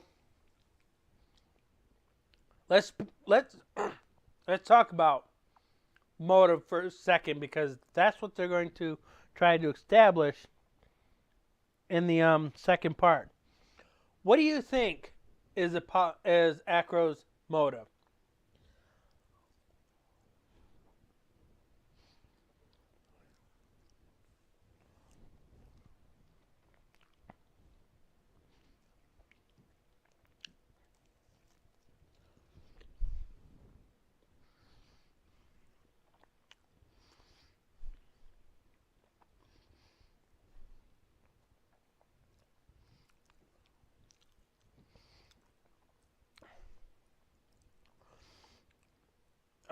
The incident with the lion.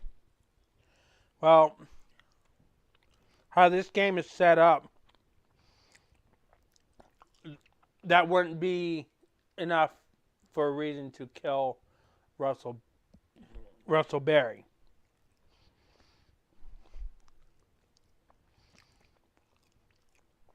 So, because of what happened to his little brother Bat, it involved with Regina Berry. We go back to Regina again. Because she's the one that was involved with that incident. But to kill Russell Berry, what was his motive for killing Russell Berry? Because there shouldn't be any reason why he would want to kill Russell Berry.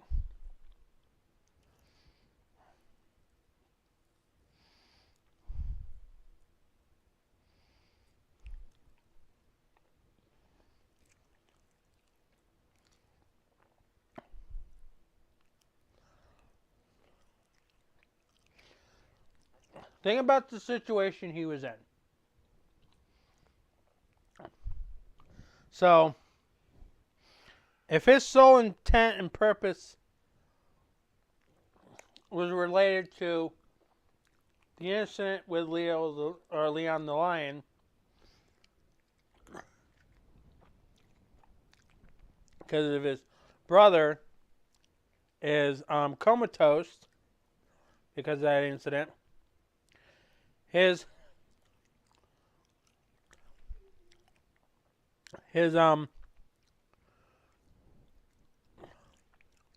grudge would be with Regina.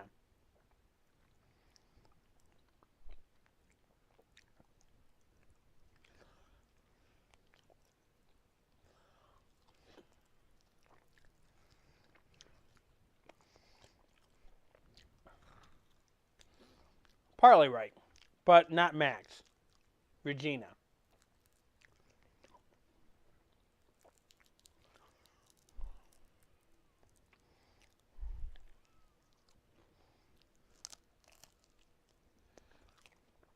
So,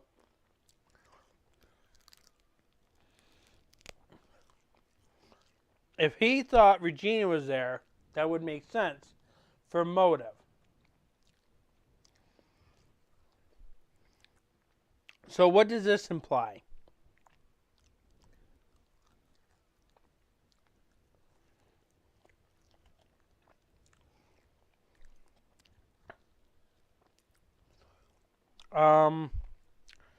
No.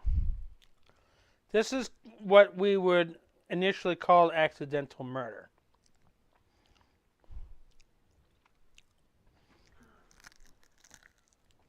Because his goal was not to kill Russell Berry.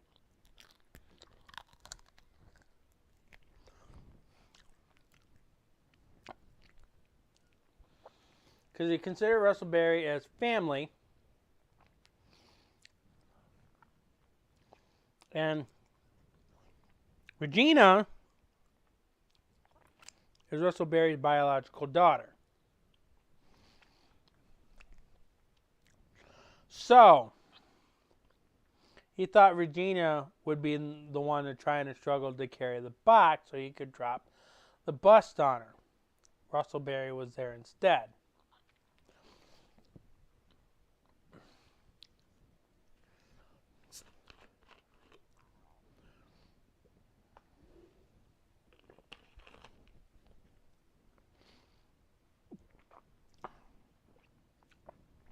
Now, you could probably say that his motive for pinning the crime on Max was mostly because of popularity.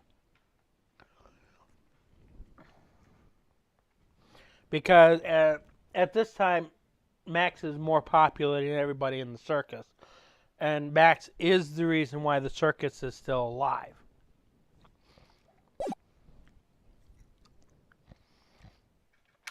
December 30th, 2:17 p.m. District Court, Defendant Lobby number 5. Hopefully you have not forgotten about Regina Berry. I can't believe it. Acro? It's pretty shocking, isn't it? It definitely is, and to think he was always the most straightforward of the group. Jeebus! Am I that hated?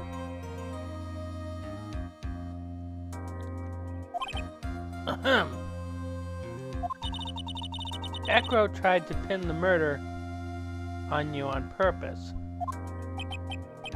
He did? Psst, psst. Ooh. Di, do you know who that is? Is it some ghost? Who do you think is making all that noise?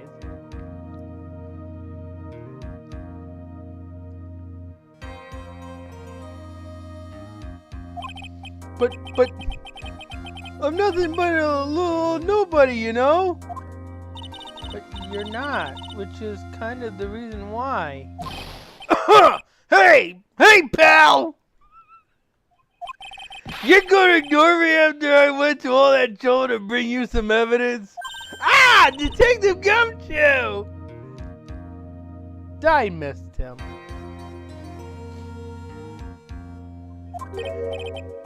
Oh, forget it. I'm going home. This guy deserved to be guilty anyways. Now, Detective, I'm sorry. Look, why don't you relax a little? We've got some really tasty milk. Good job. We said that together. How about a card trick, Detective? Oh. Well, if you insist. Now, about that evidence you mentioned. What is it? Here you go. Huh? This was yesterday in Echo's room. Yep, and I've included the forensic results. Take a look at it later. Won't Miss Von Karma be mad that you're doing this? That's why this is all a secret. Actually, it doesn't matter if this evidence gets presented or not. The case is pretty much solved. Huh? Look, details are on a need-to-know basis, and we're not really allies or anything. But everything that's happened in court up until now has gone according to our plan. I don't know. Ms. Von Karma didn't seem in control of things in there just now. You'll figure it out eventually, pal. Yesterday, our final plans were set into motion. Final plans? Uh-huh. That reminds me. Got a message from the prosecutor for you. Nothing is ever truly decided until the very end. That's it. And that's it for me too, pal. I'm out of here. What did he mean by that? The very end part. Not sure. It was all pretty cryptic to me. Oh, one more thing. Ah! Don't scare me like that! It looks like there's a large care package from the circus for the defendant. What? For me? It's milk. The reception area looks like some kind of dairy. So hurry up and drink it all before it spoils. An entire dairy's worth of milk? For me? Despite adults are naturally lactose intolerant. December 30th, 2:27 p.m. District Court Courtroom number 2. Court is now in session. Ms. Von Karma, please continue from where you left off. I'd like to continue with Acro's testimony, starting with his relationship to the victim. I'd also like to get proof from the defense. Proof of what kind of motive Acro would have to commit this murder. Understood. Now, Mr. Dingling. Yes, Your Honor. Please proceed with your testimony. Finally, we get to the motive. Wait, Nick, are you okay? Just do me a favor and don't ask questions you don't want to answer to. Gulp. About the ringmaster. When we were little, we were abandoned by our parents. That's when the ringmaster of the very big circus, Whistle Perry, took us in. I mean, my brother Sean and I. I became an acrobat at around 9 years old. I wanted to find a way to repay the ringmaster. That was my sole purpose in life.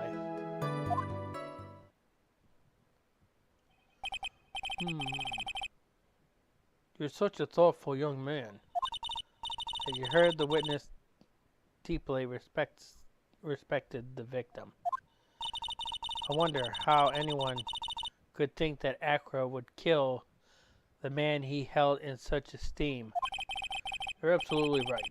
How could anyone think that, Mr. Wright? Which is why there's no real need for a cross-examination, is there? Actually, that's the question I'm trying to answer myself.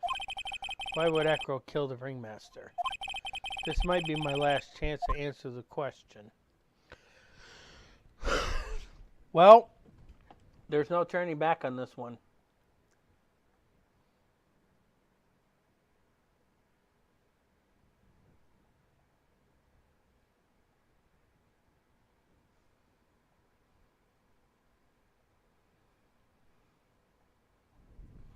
Okay. The defense has a right to cross-examine the witness. You're so tactless, Mr. Phoenix Wright. You don't care about justice, do you? You just want to fabricate a motive? Very well, Mr. Wright. Cross-examine the witness. Alrighty then.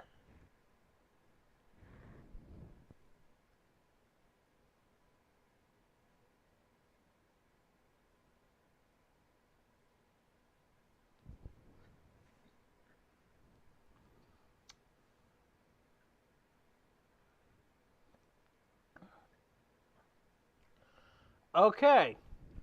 Well, this testimony is going to be very easy on you. All we do is press statements. All of them. So this testimony, you probably won't need to worry about any work. Hold it! We? Yes, my brother Sean and I. What? You have a brother? How old were you when this happened, Acro? I was 8 years old, and my brother was 4. Your parents were very cruel, weren't they? Nowadays, we aren't bitter about what happened to us, because it allowed us to meet the wonderful people at the very big circus. Nick, the judge is getting misty-eyed. He's got a soft spot for sob stories, it looks like. Oh! No crying in court, let's keep going. The witness may proceed with his testimony. Hold it!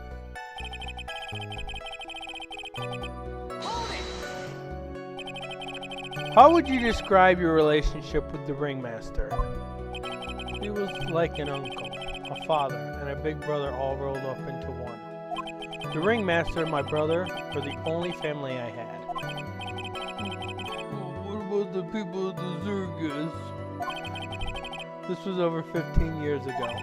Back then, there were very few customers coming in, so no one really had the time to look after us.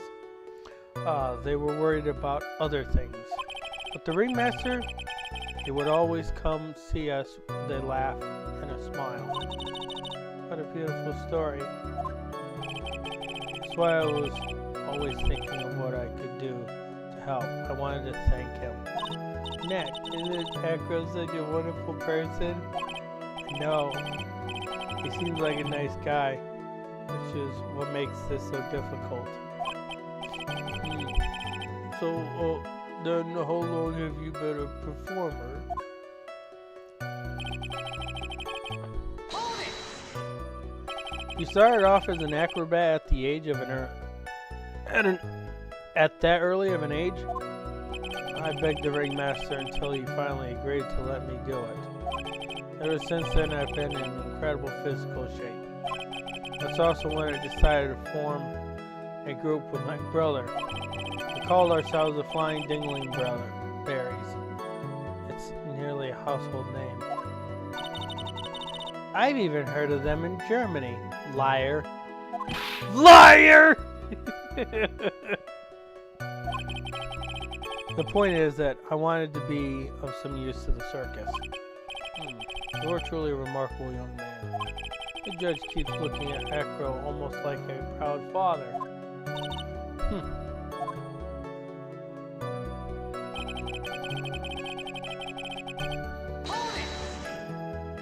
Did you ever have any trouble with the ringmaster?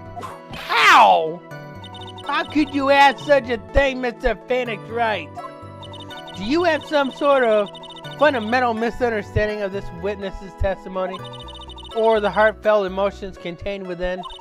You better think about this, Mr. Phoenix Wright. You better think hard. Ow! Ow! Ow! Ow! Ow! No matter how hard you look at it, there's no way I could see this witness ever taking the victim's life.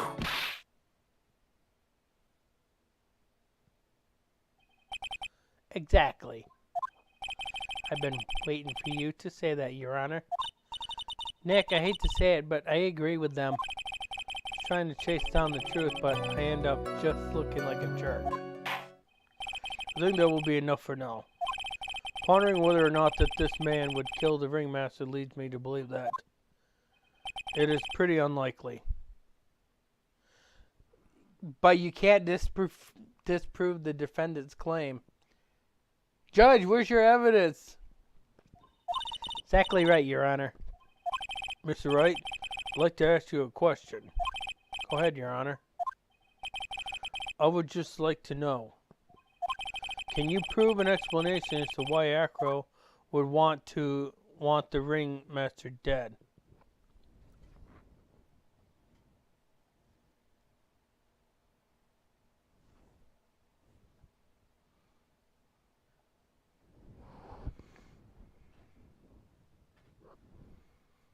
So we explained this before we started this. Actually, we can't. Like I said, we explained this before. There's no way that we can explain.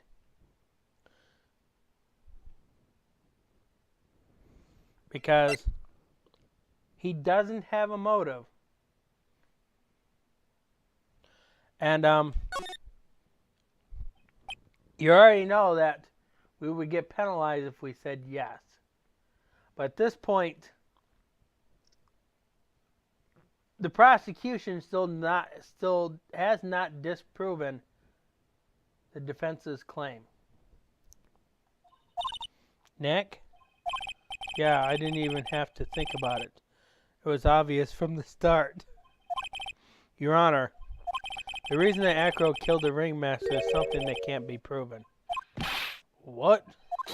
That's because Acro had no reason to kill the ringmaster at all. Ow! Your foolish attempts to fool us like foolish fools are so foolhardily foolish. Did you forget? You made an accusation against this witness, did you not? I believe it was, this is the real killer of Russell Berry Ringmaster. If you want to jump to the end of things, then yes, that sounds about right. The end of things? Acro. You didn't plan to kill the ringmaster at all, did you? The ringmaster wasn't your target that night. What did you just say? I'm saying that the target of the witness's murderous plot was not the ringmaster. Because it was never his intention to kill Russell Berry to begin with. What? Order. Bailiff, I don't care who is it. Smack everyone who's loud in the face. Twice if you must. Whoa! Violence, Judge! Mr. Wright, what in the world are you trying to do to my court? Oh! Mr. Phoenix Wright, what in the world are you trying to do to his court? I just said that! Are you attempting to imply that Acro was trying to kill someone else? Well, you already know this answer.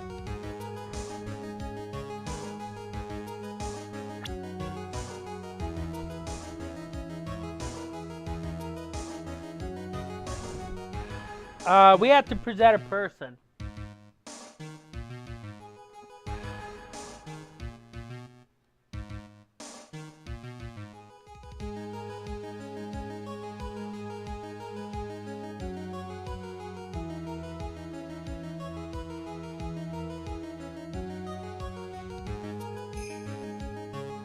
Regina. Is that who you're referring to? Regina?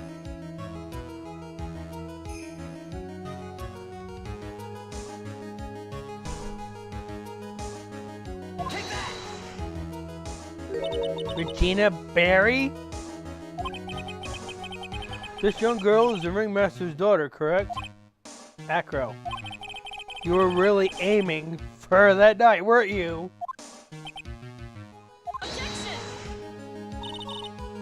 You don't need to answer that. It's a mean-spirited leading question. Objection! He could easily answer this question.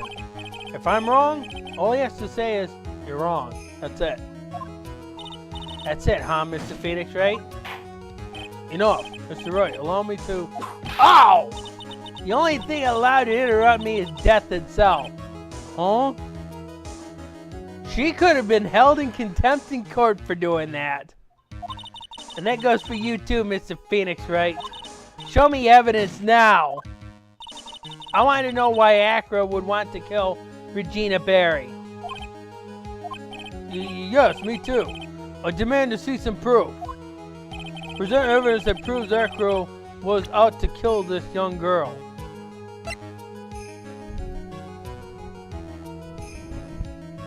Which one relates to this case?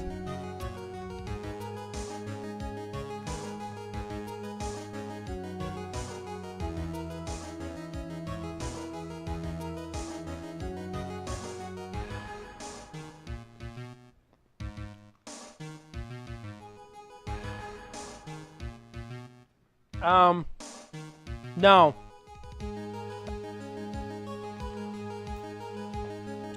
All this is going to tell us is Bat wore the scarf. He was bit by a lion. That's all it's going to tell you. It's not going to tell you. No. The pepper was found in a box. The police can't leak it to anything.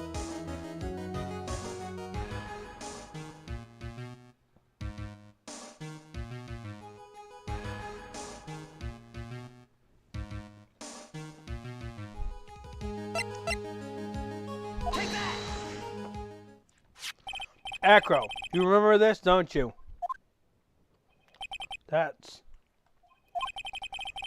It's a piece of paper that we found inside the ringmaster's tailcoat. Inside the victim's tailcoat? Acro wrote this note. It's ironically entitled "To the Murderer." Its purpose was to call someone to the plaza at 10 o'clock p.m. So you're saying that he called Russell Berry with this note? Yes, but there's just one little problem. Problem? Acro did indeed place this note into someone's pocket.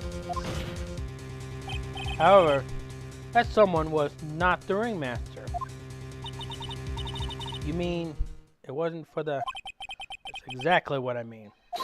The person this note was intended for was none other than Regina Berry. Order, order, order! Mr. Wright, this little theory of yours. It's the truth, Your Honor. It isn't a theory. Simply put, Regina didn't think the note was meant for her, which is why the morning of the crime, she placed it on the cafeteria bulletin board. That's when her father, the ringmaster, saw the note. That's correct. The ringmaster ended up in that plaza instead of Regina. And he was killed because of that mistake, instead of Regina. That's incredible. Remember the testimony that Acro gave us earlier today? Lifting the bus and looking out the window would have been impossible. There's no way I could have exerted that kind of force on my lower body. If I would do that, I'd end up falling out the window myself. Excuse me. Acro had no idea who it was that arrived in the plaza, because he couldn't look down out his window to see who it actually was. Got it. I've got it. Acro thought it was Regina down in the plaza. And that's when he let the bus fly. Hey, Nick? Isn't Regina listening to all of this from the audience? She is. Unfortunately, it's only going to be harsher from here. I hope Regina can handle it. Thank you, game, for reminding the players that Regina is still in the courtroom.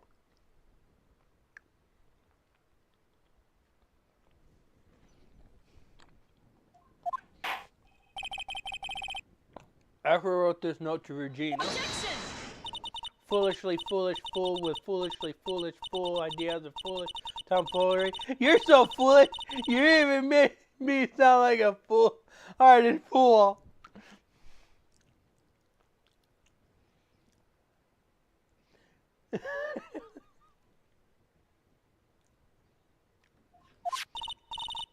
Very well, Mr. Phoenix Wright. If you're so sure, then tell us about this line.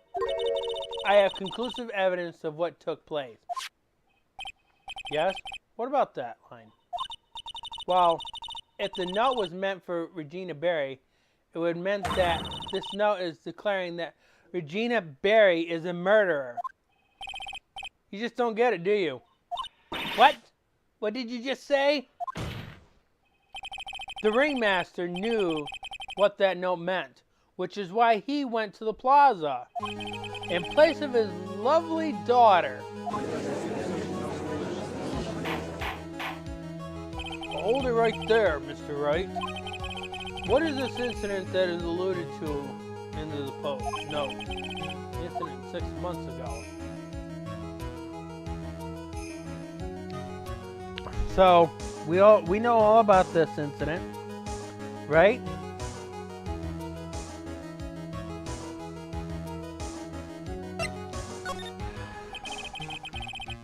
An incident occurred 6 months ago.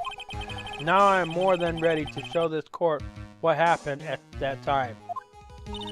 Moron! Wait, are you sure that this relates to the present case?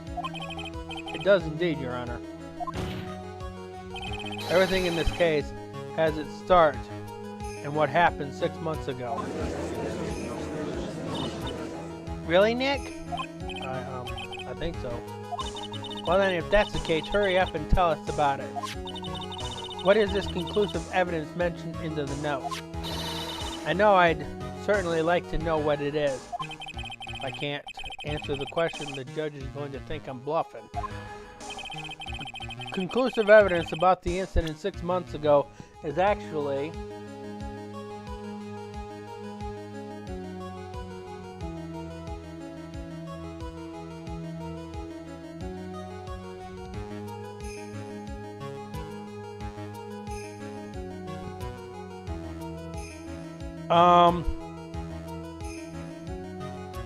No, we gotta present an evidence.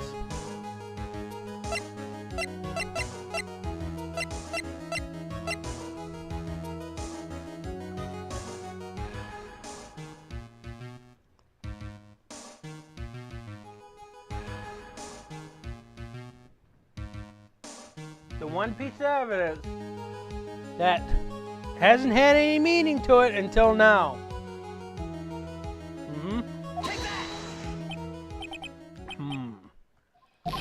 Achoo! Achoo! Achoo! Achoo! Achoo! Achoo! What kind of spicy joke is this, Mr. Wright? It isn't a joke at all. It's the decisive evidence you asked for. What do you mean?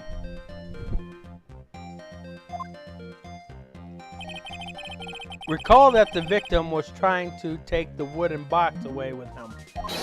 He was doing so because this piece of decisive evidence is what was inside. Another unbelievable conclusion. Very well, Mr. Wright. So what exactly are you saying? Are you claiming Regina Berry killed someone with a small bottle of pepper? Taking the note into account, that's the only logical conclusion you can draw. Foolish fool who never tires of his own foolish ways. If you're so sure, Mr. Phoenix Wright, then answer this question. Who is Regina Berry's intended victim? Now we can present profile picture.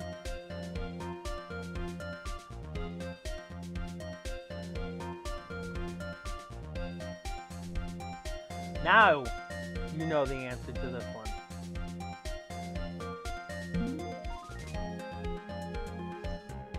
No.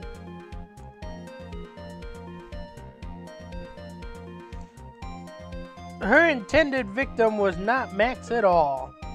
Remember, this is still the incident with Leo the Lion.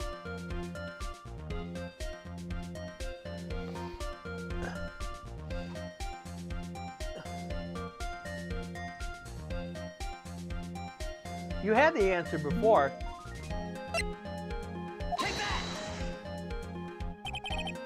Who is this? That is Acro's younger brother. What does this prove? His younger brother isn't dead. Technically, that is true. However, Bat has been in a coma for 6 months now. It's not a stretch to see how Acro could feel that his brother is dead. Regina? She did that to him? Oh, you're fine. Do you spend your entire life dreaming up new ways to be a fool? Naturally, the prosecution has looked into Acro's brother, Sean Dilling. Dingling. 6 months ago, he was bit by a lion and fell into his current comatose state. A lion? Miss Regina Berry is an animal tamer by trade.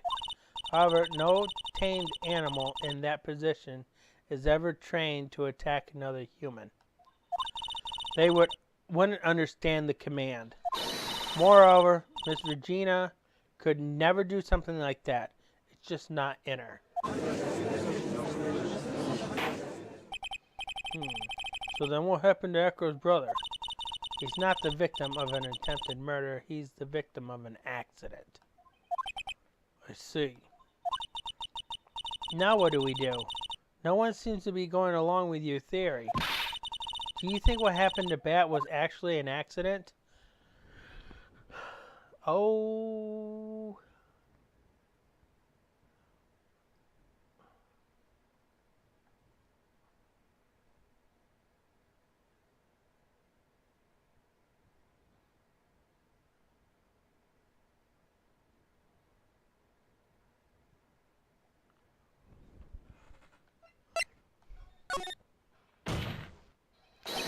The lion biting Bat was no accident at all. What? You're such an amateur, Mr. Phoenix, right? There's no way that Regina would ever incite her lion to attack another human being. She may not have incited the lion to attack another human being, but Regina is responsible for making the lion bite Acro's brother, Bat. And we know why.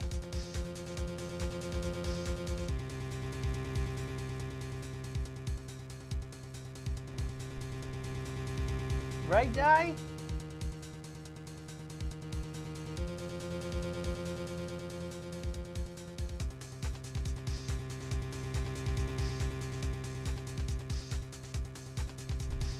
Take that! That's just a scarf. Acro. This scarf is something that Bat used to wear, correct? That's right. And who's the one that gave this scarf to Bat? Regina. Regina gave it to him. Regina. There is something more than just blood on this scarf, Your Honor. And what might that be? Pepper. Pepper? Pepper. Regina gave this scarf to Bat right before the accident. And she covered it with as much pepper as she could.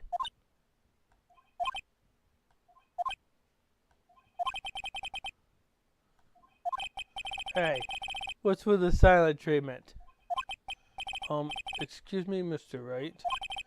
You've done a good job of figuring a criminal, but out of curiosity, what was her crime? Miss Berry gave a pepper-covered scarf to Bat as a present. Where's the crime in that? Still seems like the judge just doesn't get it. Mr. Phoenix Wright? Wasn't it said that the lion seemed to be smiling? Di? Can you answer that question? Why was the lion smiling?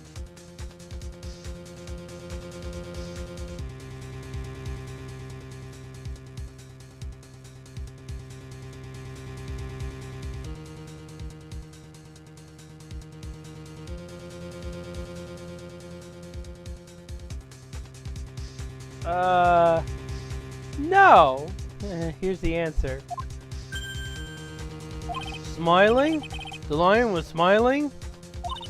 Right before Bat was bit by the lion, for a moment the lion's mouth changed and it looked like he was smiling. Lions smile? I've never heard of them smiling, however. Lions sneeze. There you go. There is the answer.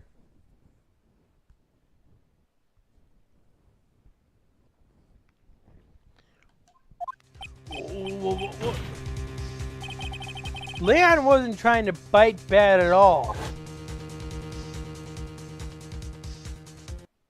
In reality, all he actually did was sneeze.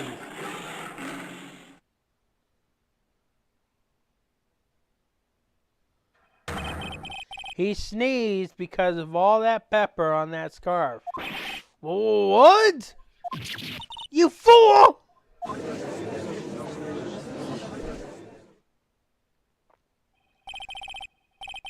You've got to be kidding me. Objection! What's the matter, Miss Von Karma? I object for objection's sake. Mr. Phoenix Wright, this theory, you believe it? You really intend to say that this is how this joke of an accident actually happened? Of course I do. It's the truth. The lion sneezed due to pepper. That's when Bat lost consciousness. Acro nearly lost his brother due to this accident. Or this joke, as you put it. Which is why he tried to get his revenge against Regina. You foolish idiot. Ha. Ha ha ha. It almost does seem like a terrible joke, doesn't it? Once again, I'm impressed by your imagination, Mr. Wright. To think that there's someone who treats this accident with the respect it deserves. Are you telling me that what I said was true? Acro, you can't mean, witness. Are you confirming the defense's claim? Mr. Wright, unfortunately, your imagination is not enough to find me guilty of murder. What do you mean by that? The pepper, the scarf, the lion? I see where you're going, but it's a bit hard to swallow. Not to mention the fact that there is an even bigger problem with your theory. What would be the problem? Same problem has always been. Evidence. In this situation, the defense doesn't need evidence because it's already been proven that you're the only one in the room. You could only do the crime itself. There was nobody else been able to do the crime because there's no footprint besides the victims.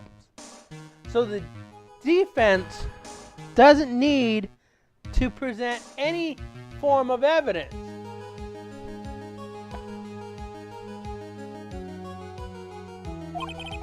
If I drop Max's bust on top of the ringmaster, where's the evidence that proves that claim? You mean the conclusive evidence? The biggest problem is the murder weapon, or the lack thereof, to be precise. The murder weapon. The bust the defense claims was used. If that were to be found in Acro's room, if it was covered with the victim's blood, that would be awfully conclusive in my eyes. Yes, it would.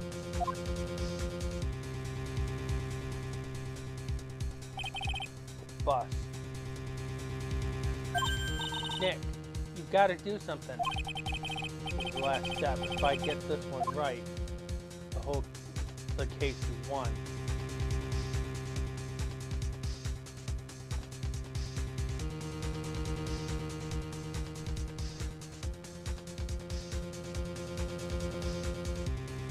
So initially,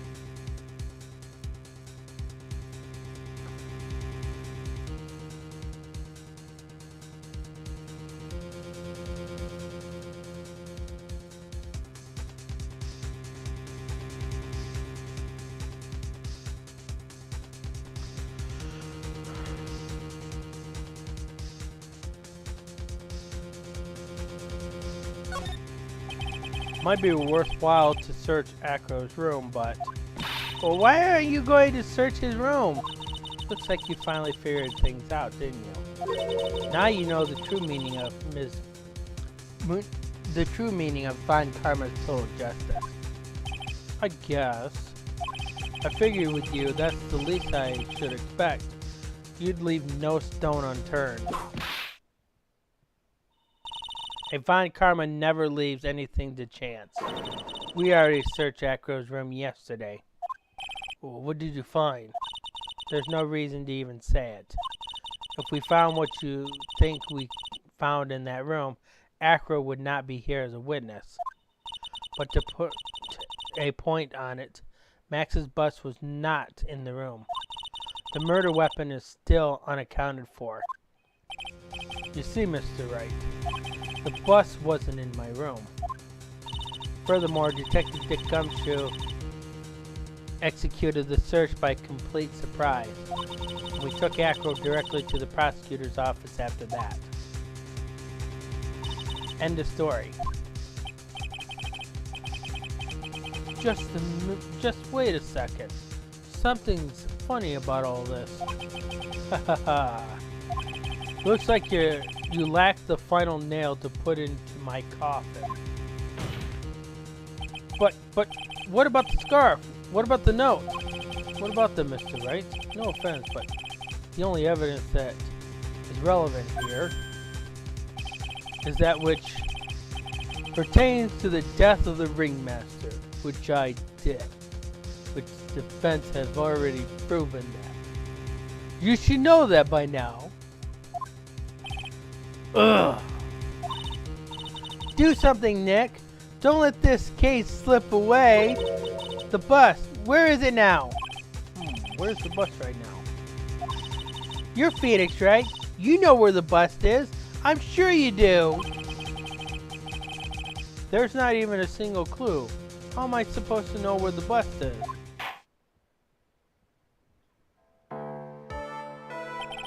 Seems the case is coming to a close. The defense's counter-arguments look to have fallen short. Thank you for your support. Ack! I'm terribly sorry, Mr. Wright. I think that brings to an end the cross-examination of this witness. Why is that written so terribly wrong?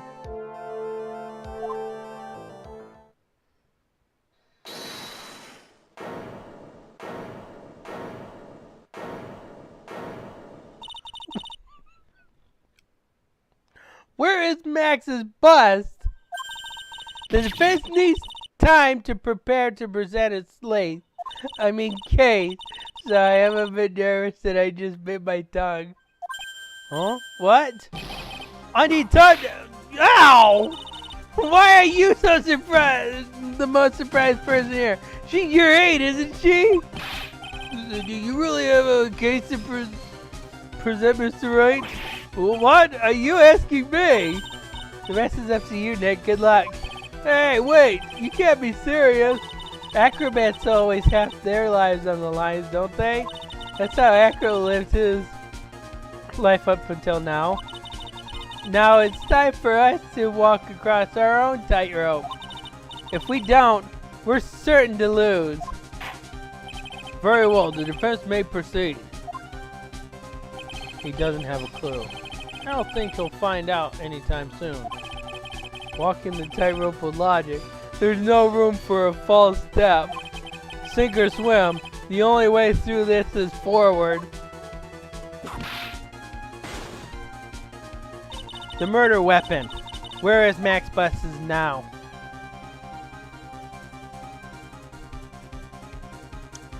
There is only one logical answer out of these 3 choices.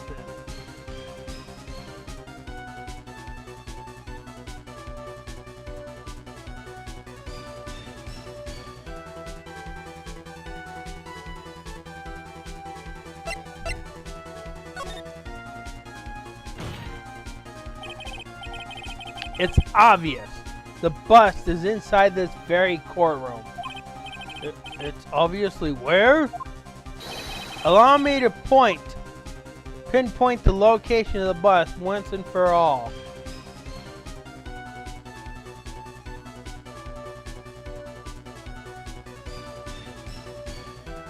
only one of them that makes sense for this one too.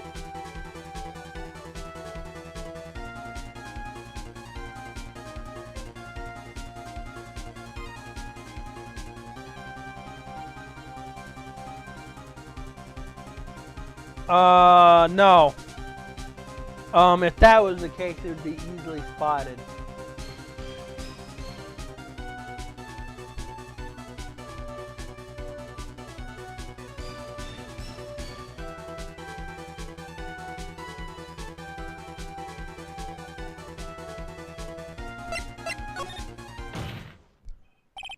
Acro,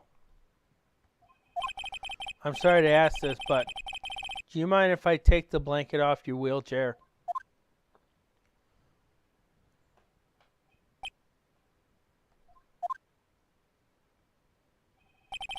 I'm sorry? I didn't quite hear you, Mr. Wright. Well, you are a big guy. And you have a pretty big wheelchair because of it. I just wanted to make sure you weren't hiding anything under that blanket. Because it seems to me that it'd be really easy to say, hide a bust under there. Ha ha ha ha. Once again, your percent for humor hits me where it hurts, Mr. Wright. I think it's pretty amazing that you can laugh in your position. However, your lightheartedness doesn't change the fact that the bust is under there.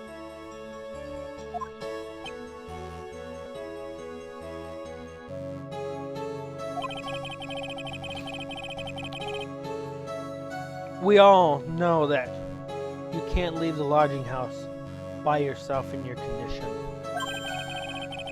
That proved inconsistent with Miss Von Karma. Happened to search your room yesterday. If she had found the murder weapon in your room, it would have been all over. Which is why you had to hide it.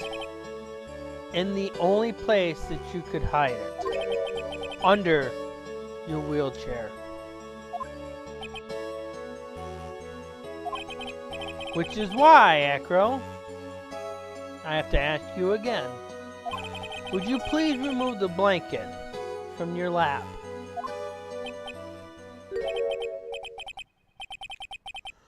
Well done, Mr. Wright. Masterfully played.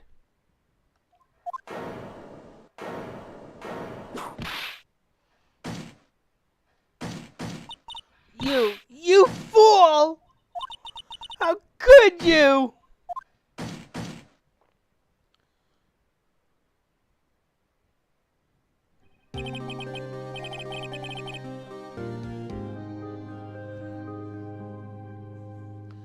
I don't know if this music was a mistake to put in here, or they felt like this was actually the best music for this situation.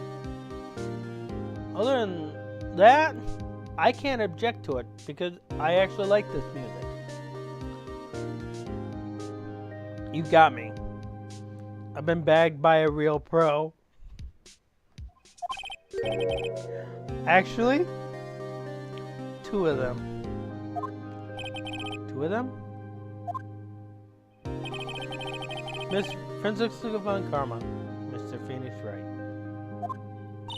What? It's just one thing I'd like to know. How did you know to launch the surprise search on my room last night? There were two pieces of decisive evidence, the cloak and the bust. I burned the cloak in my room and threw the ashes away with the trash. Regina always took my trash out every morning, you know. But the bust? Obviously I couldn't throw that away. When you executed your search, all I could do was try and hide the bust. And the only place that I could hide it quickly was under this wheelchair. Miss Von Karma, you had things all figured out, didn't you? I was completely sucked in by your calculated strategy. And now to be caught in the middle of a court, hiding the murder weapon. There's no way I can escape that. So you've got me. Well done, Mr. Wright. Well done, Miss Von Karma. It all makes sense now. I can't believe that Von Karma thought that far ahead. It's amazing. You definitely couldn't tell by looking at her. I know I couldn't. I can't believe it. Me. Make a mistake. Why did I order a surprise search in your room? If only I hadn't done that. Why are you upset about that? We gotten to the truth. It seems we've finally arrived at the truth. Acro? Yes, Your Honor. Did you kill the ringmaster of the Berry Big Circus, Mr. Russell Berry? Yes, Your Honor. I'm responsible for that crime. Acro.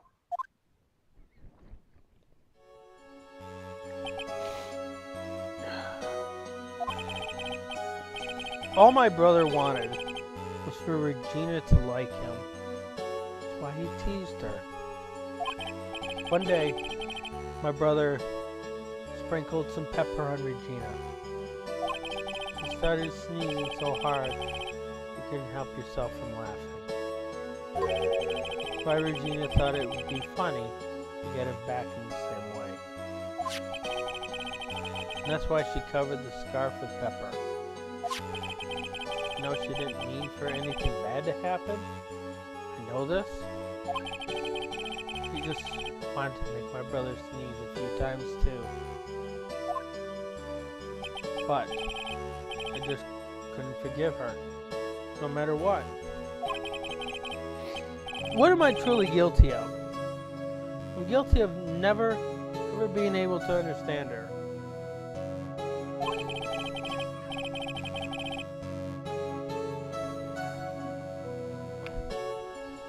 Your brother became a star. Regina believes in that so purely that she would laugh innocently, saying it. Too innocently. I just couldn't stand it. No matter how hard I tried.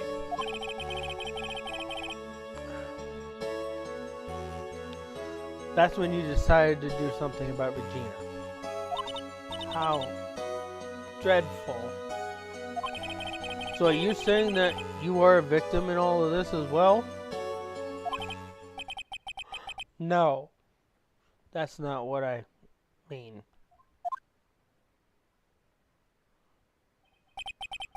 I'm nothing but a murderer.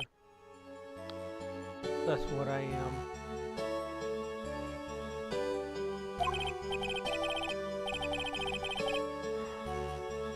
At first, I thought I'd killed myself. Then I pondered giving myself up. But I couldn't just up and leave. I just couldn't. Not yet. That's why I tried to pin this on Max. Max, I'm so sorry. I just couldn't up and leave yet.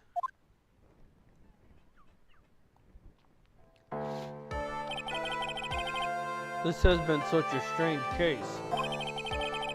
It's almost a reflection of the circus itself. I'm an idiot. I can't believe it. You beat me again. I believe this is now beyond any point of possible discussion. Thus, I'd like to declare my verdict.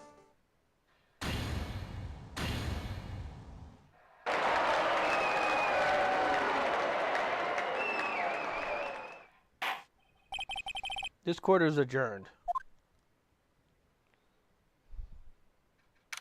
December 30th, 4:27 p.m. District Court, Defendant Lobby number 5.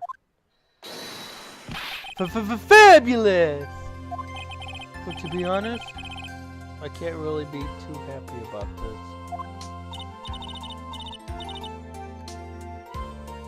Acro, the Ringmaster, Regina, and Bat.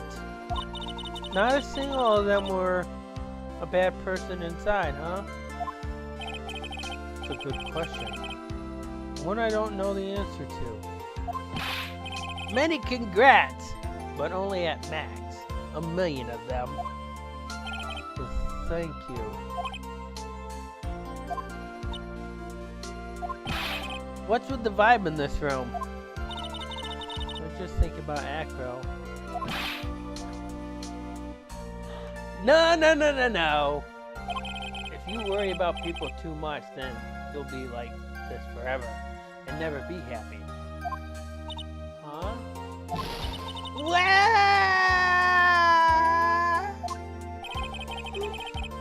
She's been like this for a while now. It's all my fault!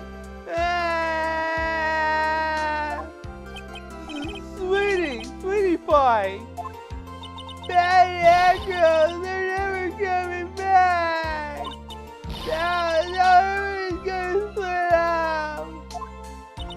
Regina! Mr. Wright, tell me something! What do you want to know, Regina?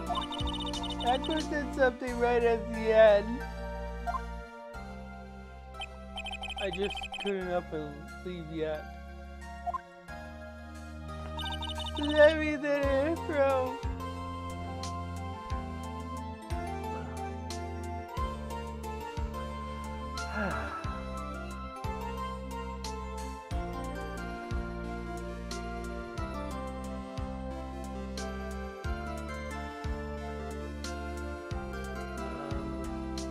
Hold on a second.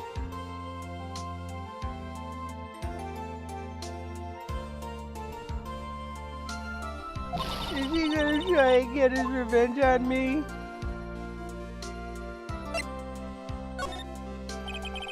He's not gonna do that to you, Regina. Are you sure? You sure? I can believe that? Yep, Acro doesn't have any desire for revenge anymore. If that's true, then I want to see some evidence. Huh? I want to know you're not just making up that stuff about Acro not wanting revenge. Take that! Acro didn't want to get caught for a reason. He wanted to see his brother open his eyes again. That? That's right, Regina. He's still alive, you know. I never knew. Now that Acro's been caught.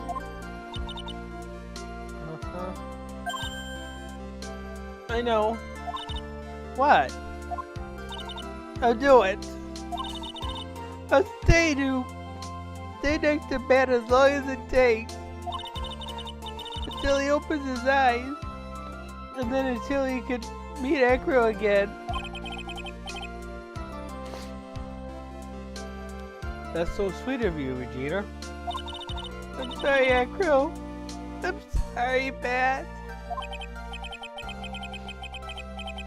Well, hopefully this isn't enough to give her a little peace of mind. Hey, Max. What is it, Mo? We really put you through a lot, didn't we, buddy? I'm sorry about what happened.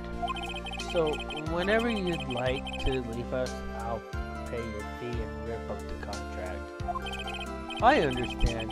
What a fabulous thing to do for me. I might even leave tomorrow. What's going to happen to the circus now? That's the big question. Our ringmaster was really an amazing person, wasn't he? Even though he's not here anymore. Everyone is sticking together. The staff, the performers, no one wants to leave the circus. That's why I've made a decision. What is it? I've decided that I will take over as the new ringmaster. I'll turn this circus into the best circus this world has ever seen. The best circus in the world has ever seen? Don't laugh. That's quite the goal. Yay, I can't wait. Then I guess that changes things. Huh? There's only one thing the best circus the world has ever seen needs. The world's best illusions. Which means this circus needs the best magician the world has ever seen. Max. Let's work together and make our circus super fabulous. What do you say, big guy? I don't know what to say. All I can say is thank you. Regina? You gotta help them out too, aren't you? I don't know. Maybe the circus would be better off without me. What are you talking about, Regina? Why do you think I brought you to court today? We've got to work together to make the very big circus bigger than it's ever been. Mo's right, sweetie pie.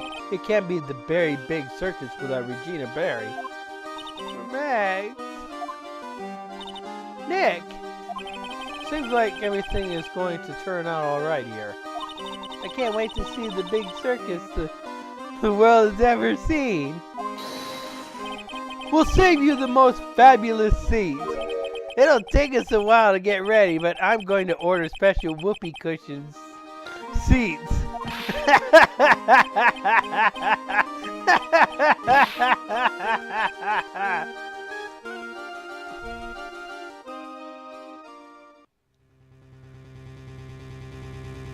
I see. What made the case? Yesterday's surprise raid, it really paid off just like you said it would, sir. You said it all figured out. Oh, didn't you? It was just a theory. Acme really was a killer. I thought that was the only way it could end. Especially if he was the defense attorney. You mean Mr. Wright? Of course. Well, Detective, my plan is about to leave. As for Mr. Echo's case, you need not worry. I plan to personally stop by the Chief Prosecutor's office as soon as I get back. Understood, sir. I'll be waiting for you, Mr. Edgeworth.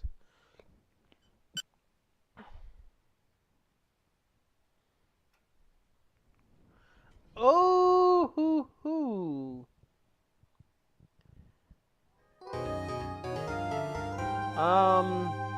That gave us some insight for the next case.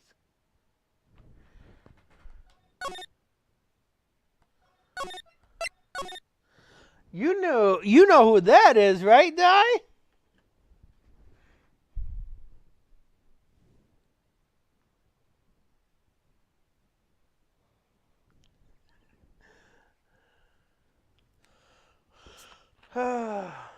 We have about an hour left, so we're going to be starting on the last episode.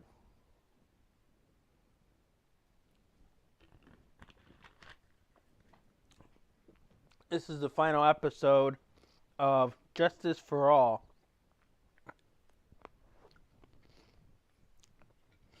Give me a second here.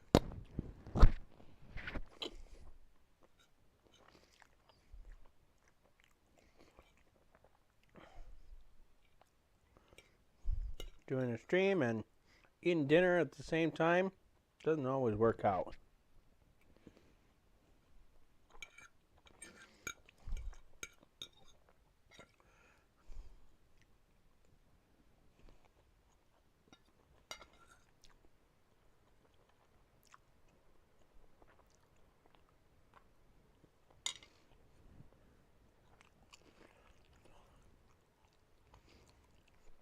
We're going to be starting at this stream.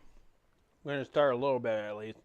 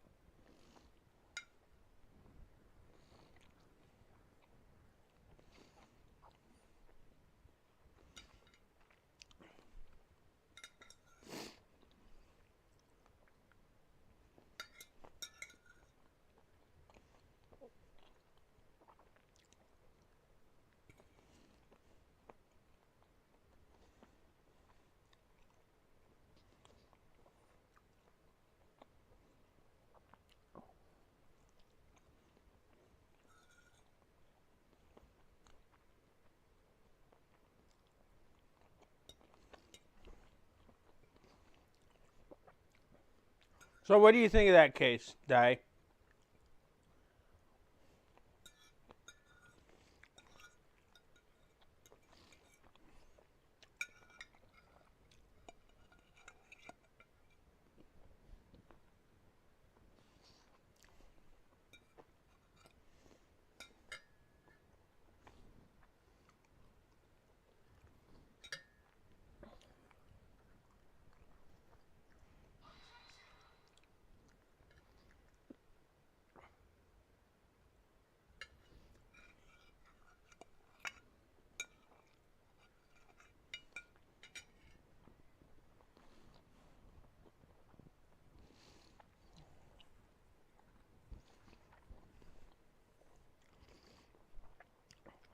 Well, you did see the biggest problem with that case. As soon as Phoenix Wright figured out the only possible way that murder could have worked,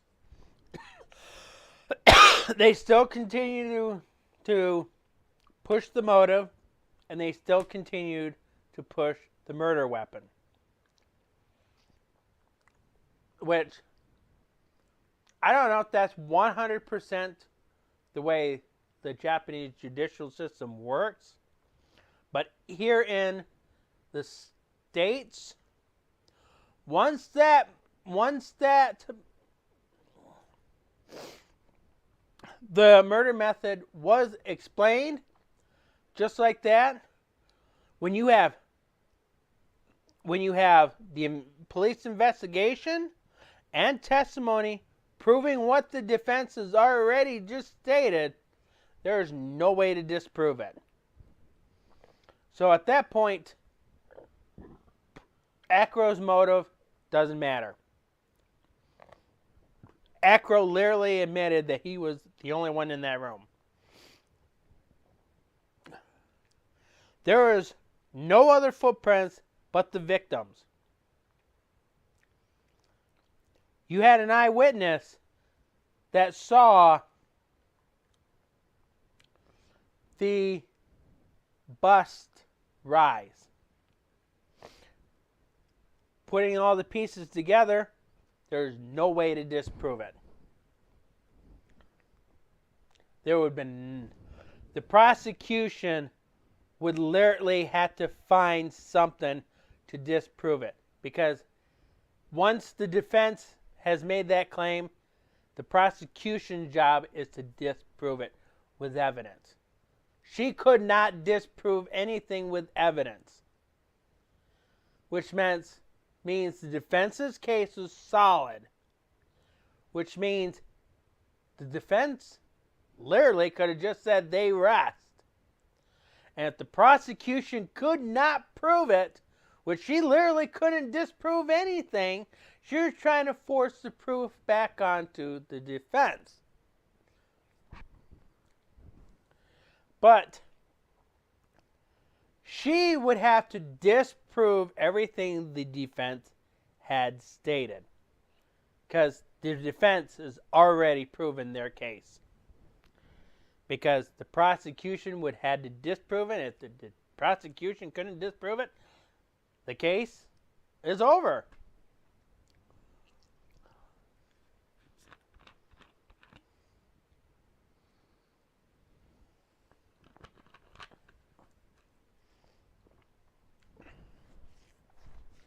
That's probably most of the reasons why people didn't like the case. But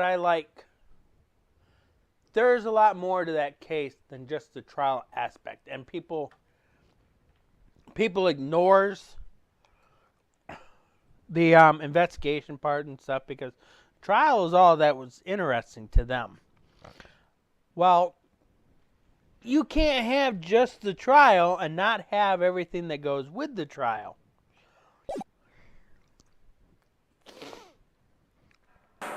Now, the moment you've all been waiting for. Who will be this year's Grand Prix champion? Who will be our heroes of heroes?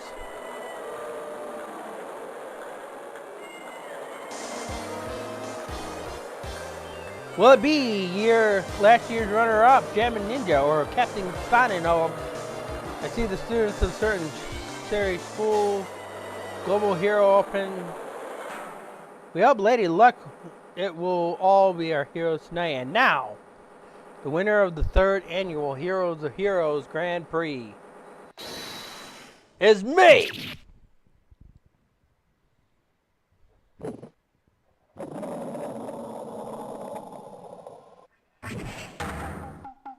Wooyah! The true hero of the night appeared on the scene. Looks like this year's Grand Prix goes to the Fantastic Warrior, the Nickel Samurai. Too bad, Gem and Ninja. Looks like the title eluded you again this year.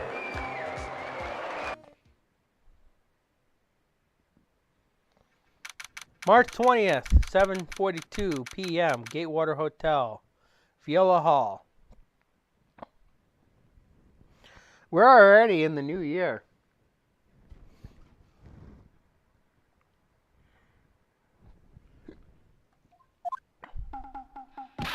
All right, yes. Did you hear that, Nick? Did you hear the Nickel Samurai? He did it. Yeah, he sure did. I'm getting too old for this. Oh, I'm proud of the guy for doing this series justice. So the person everyone was cheering for, I guess he got the prize. Yep. You know who we're talking about, right, Curly? The Nickel Samurai? No, every Sunday I only watch the educational channel's Kids Masterpiece Theater. Okay, that's it. From now on, it's the Nickel Samurai. All the kids watch it. Do you like the Nickel Samurai too, Mr. Nick? Nah, Nick's an old fart, so he's not allowed to watch it anymore. That's right.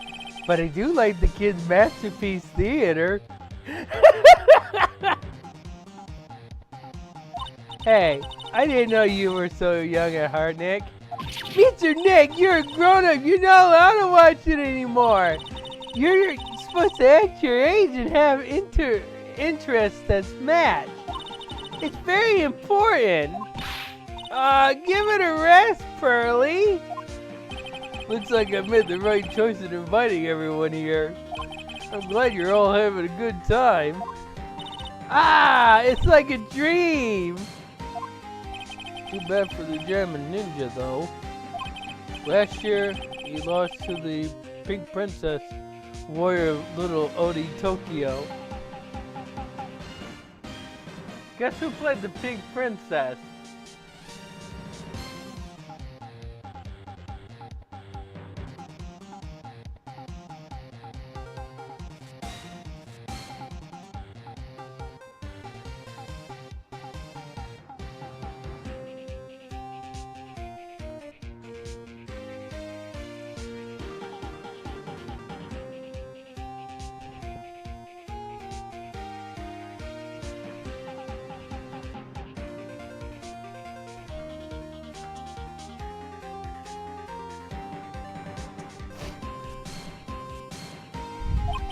I thought this might be his year.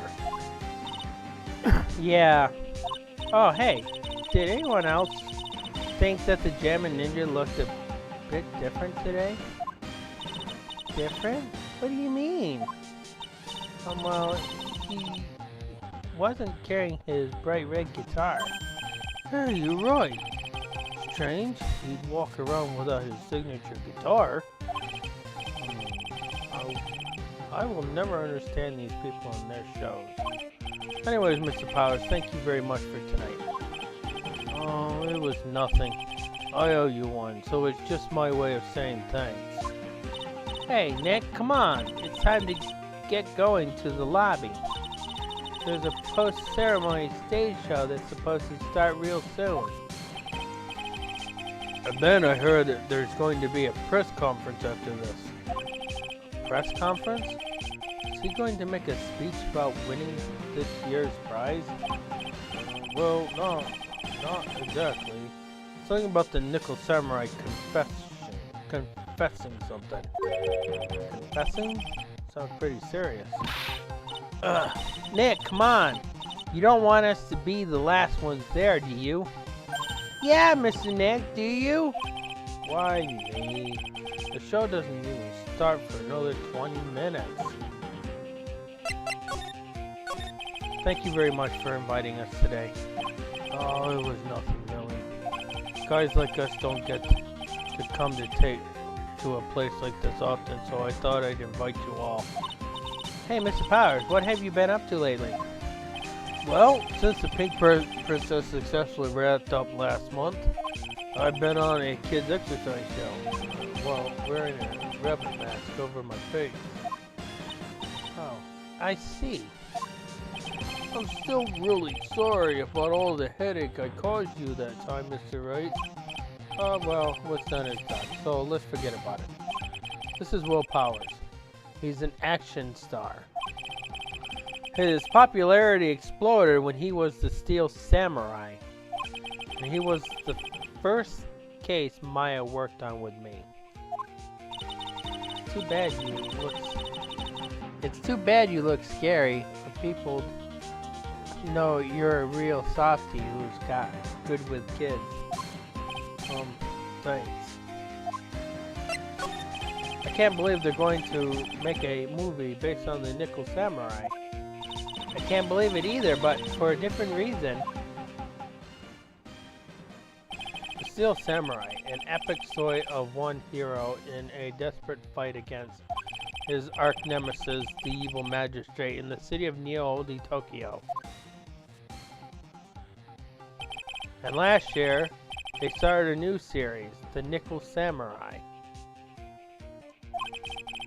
The new series seems to be a hit with the kids too.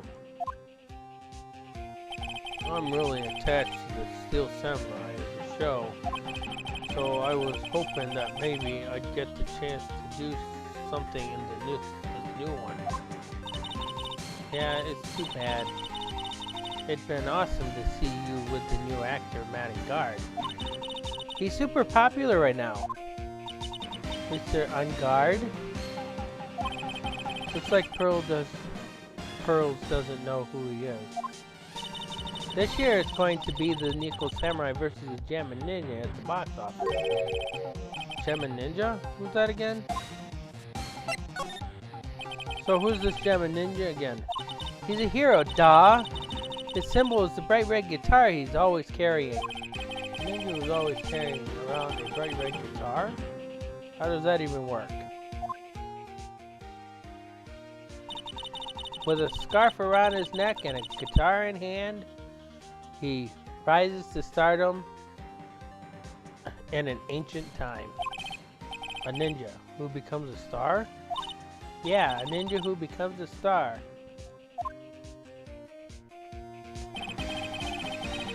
There's a strong rivalry between the two of them. Global Studios' Nickel Samurai and Worldwide Studios' Gem and Ninja. They even air at the same time. You know what I heard? I heard those two don't get along at all. The Nickel Samurai's Engard and the guy who plays the Gem and Ninja, I mean. The Nickel Samurai speaks French? Oh, you mean Matt Engard, the actor. I guess even the world of heroes isn't a sparkling, happy place. Yeah.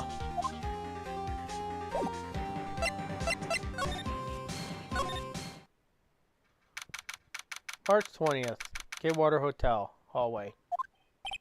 Wow, what is with this place? Looks like I've stumbled into Oz or something. Oh, way in the back, there's a sign for bathroom. Maybe I should visit it while I can before the show starts. To Mr. Engard from the Global Studio staff. And it'd be nice if lawyers got flowers too, something like. To Mr. Wright from all your grateful clients. There are some toilets in each room in the hotel. But since all sorts of events are held here, there are bathrooms for people who aren't staying here to use as well. Perfect for people like me who can't afford to stay here in the first place. Compared to the flowers on the other side of the hall, these are much more gorgeous. Let's see. Record companies, fan clubs, company workers, family. Carrying all these flowers home would be hard, I think. There's a piece of paper taped to the door that says, Juan Corrida's room. Juan Corrida. His name just sounds like a star's name. I've heard it before, but I don't know anything about him at all. There's a piece of paper taped to the door that says Madingard's room. Madingard. I've heard that name before. Oh yeah, Maya's always yammering about him like the obsessed fan she is. I can understand flowers in front of the dressing rooms, but what are stuffed bears doing here? Could it be that there's an actor with a soft spot for teddy bears? Nah, can't be.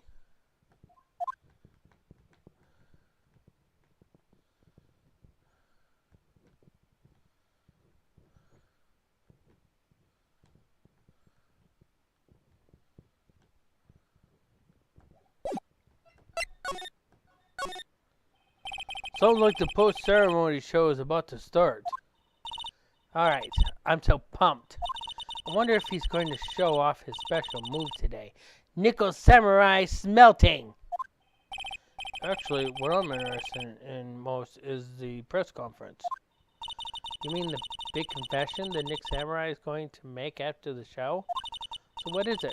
Don't you know what it's about, Mr. Powers? Well, I'm not the Steel Samurai anymore, so I don't have any idea. Bah. Sorry. Oh, so I guess you're all going to the press conference then. Yeah, of course. Well, if that's the case, then here's the tickets. Then here, take these tickets so you can get in. Press conference ticket added to the court record. Thank you very much. Oh, let's get going to the lobby. It looks like it's over this way, Mr. Nick. Okay, for great justice.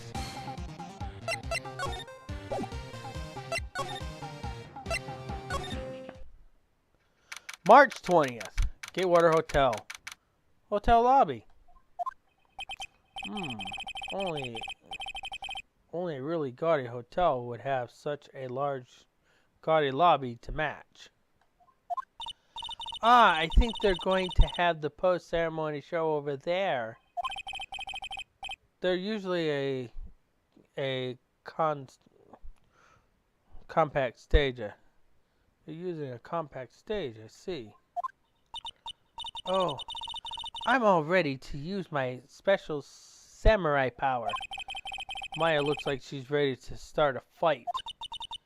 Your attention, please. Your attention, please. The Nickel Samurai's post-ceremony stage show will not be held tonight due to unforeseen circumstances. What? Why? Ow! You didn't have to pinch me. Pinch yourself if you don't believe it. We are asking for everyone's cooperation at this time, so please stay where you are. This is a special request from the police. The police? Did they just say the police? Do you want me to go and check out what's going on? Wait. I'll come with you. Freeze! You two! Didn't you hear the announcement just now? I just finished telling you not to move. Di, would you like to take a guess whose this is?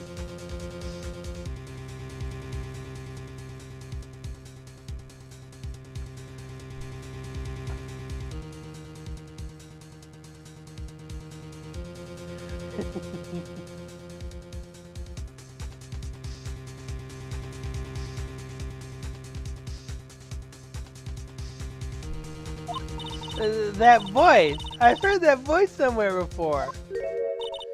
Honestly, youth these days can't be bothered to listen to other people when they talk.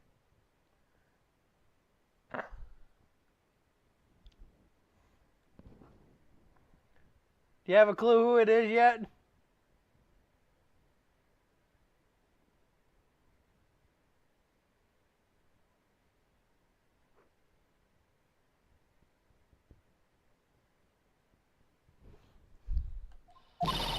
Just the other day, it was...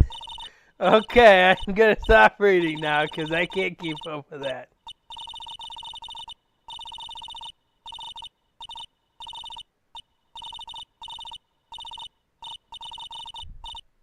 Oh, wait. You know who it is now? This non-stop chatter!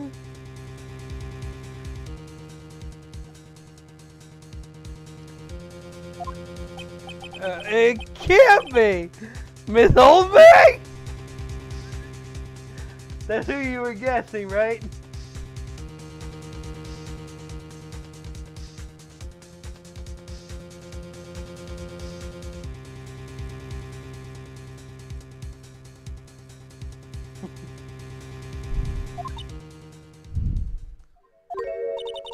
What is it, you young whippersnappers? Do I know you?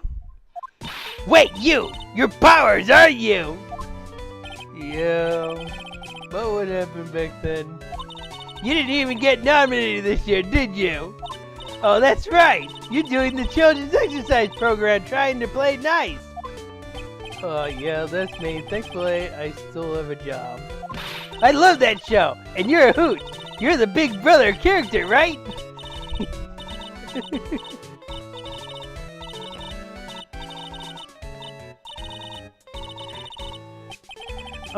What are you doing here?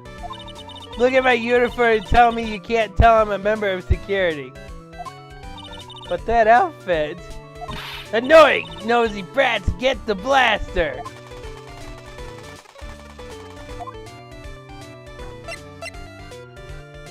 She's even scarier than before, isn't she? Miss Oldbag, what are you doing here? What happened to your position at Global Studios? Oh, that old place? Well, since that incident, they've been letting people go. When they cut the security team, I got the pink slip. What incident? What did you do?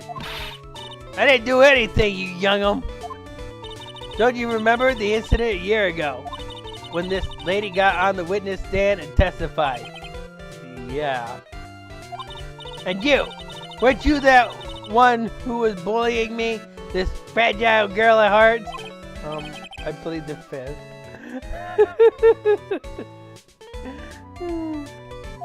But you know, I think maybe I rubbed the upper management the wrong way by testifying. Yes, that has to be it. Everything's all your fault! Me? I thought about being a bodyguard at first after being handed old Pinky. You, a bodyguard? Your friend, that fiery good-looking guy with the red jacket and the ruffles. Mr. Edgeworth? But that sort of arrangement would be entirely too troublesome for me. That's what he said to me. What did I ever do to deserve that?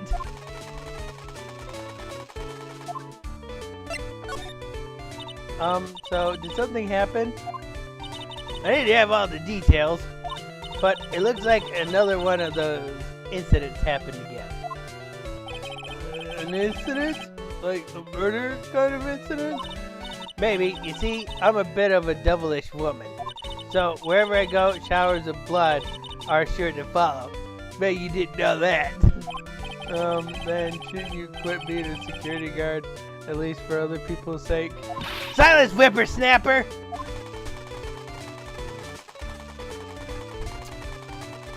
She's more scary. Hey, Nick. Oh, what is it? I don't like this devilish smile playing on your lips. Let's make like we're going to the bathroom and check things out. No way. The police told us not to go anywhere, remember? Huh? How BROING? You're such a boring guy. You've got no motivation, no spirit. Huh? What? What's going on? Are you giving Mystic Maya trouble again, Mr. Nick? Not you too, Pearls.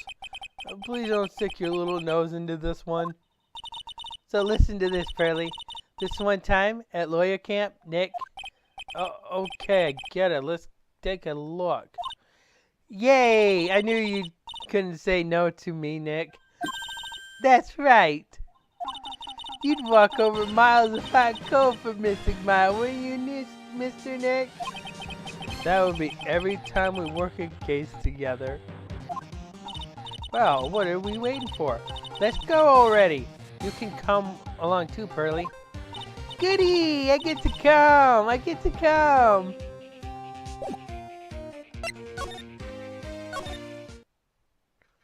March 20th, Gateway Hotel, Viola Hall. There's nothing really out of the ordinary here. Are you looking for that incident the old lady was talking about? Doesn't look like it happened here. Well, we better go look somewhere else. Alright, then let's try... Excuse me. Ah! Are you by any chance Miss Maya Fey? Yeah. That's me. You have a phone call waiting for you at the front desk. A call? I wonder if it's someone from the Crane Village. What's wrong, Mystic Maya? Oh, nothing. You guys go on ahead and I'll be right there, okay? Okay. Right this way, Miss Faye. Let's go look somewhere else now, Mr. Nick. Yeah, okay. This is a little exciting and a little scary.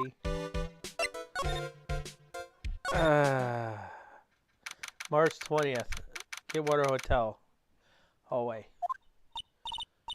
I told you. I get people the info they want, which means that I've got a right to know. Nope. Don't care who you are, pal. We're investigating, so you can't go in. What's your problem? Just you wait. I'll be all over the morning paper. Scruffy Detective Secret Scandal revealed. You'll see. I'll get you back. Do you know who those two are?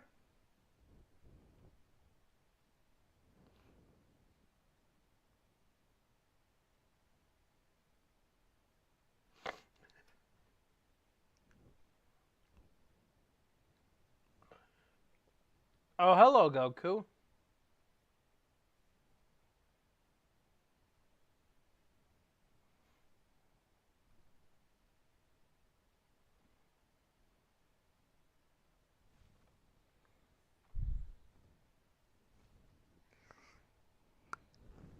You know who those two were, Dai, right?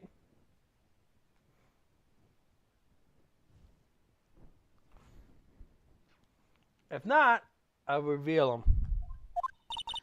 Those two sound pretty serious. How are you enjoying Tears of the Kingdom? That southern accent can only mean... Hey, right! Hey, Lotta. Come on, do a gal a favor and tell this cop I'm just doing my job and I've got rights. Aw, you! Ah, Detective Gumshoe. You were thinking that, right, Dai? You were thinking that the whole time.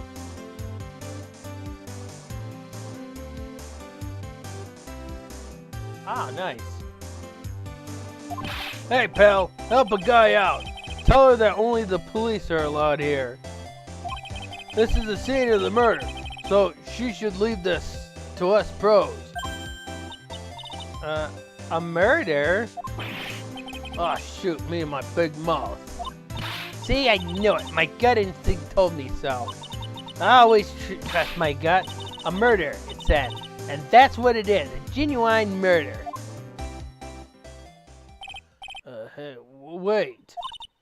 Yeehaw! Murder of a big star, no less. Oh, man. I'm in trouble now. So, Detective Gumshoe, a murder? No, that's not it. Got my facts mixed up for a second time, pal. Mr. Nick, is the dead person the Nickel Samurai? Huh? Why do you ask? Mr. Meyer was rude for him, so... Wasn't the Nickel Samurai that got bumped. Actually, the Nickel Samurai is the one under suspicion of doing the bumping off. What? The guy that died was this hero named the Jammin' Ninja, pal. Jammin' Ninja? That woman with the big puff hair that looks like cotton candy. You mean Lotta? That's a good way to describe her hair, right? Cotton candy? Red dye? Her hair looks like cotton candy.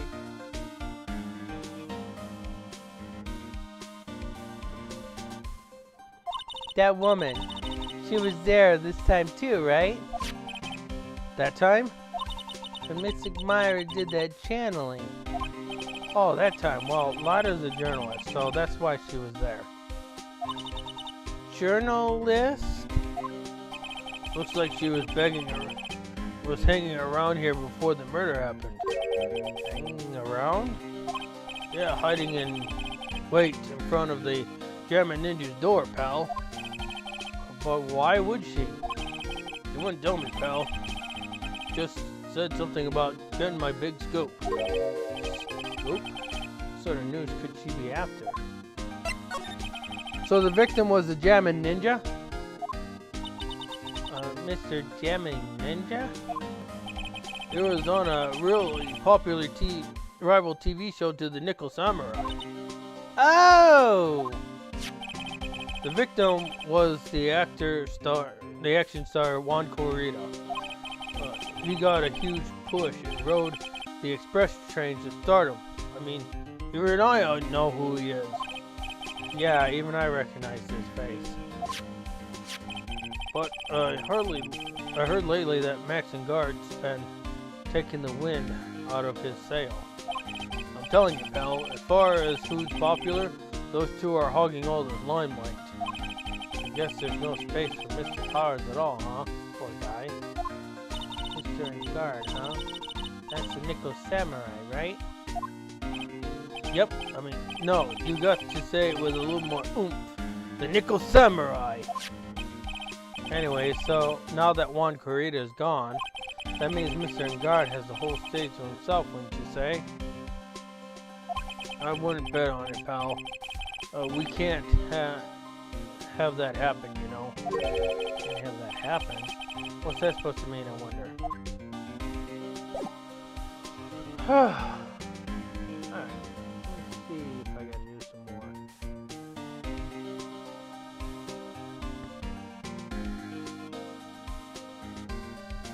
Okay.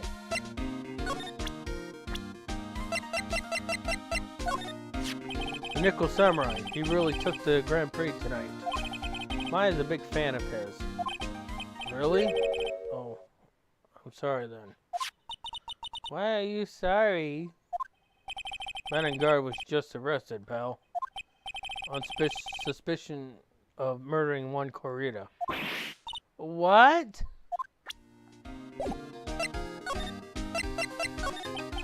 Why was Mr. Guard arrested?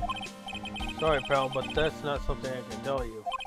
We just started the investigation, so we don't want any leads. Looks like yet another still samurai hero is in hot water. Mr. Nick? If Mystic Maya knew about this... Yeah, I know. She'd make me take this case. I know.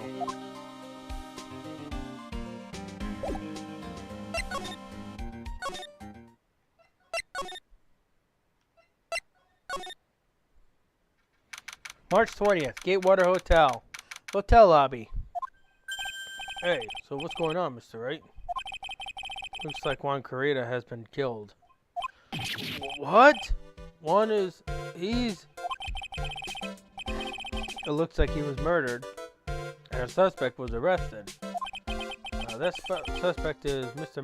Guard. You're joking, right? Nope. They arrested the Nickel Samurai on suspicion of murdering the Jammin' Ninja.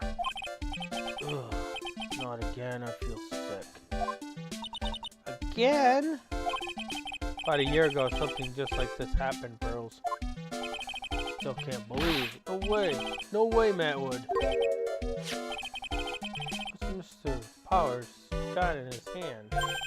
Oh, before I forget this is for you, Mr. Wright. I got this from the bellboy that came by earlier.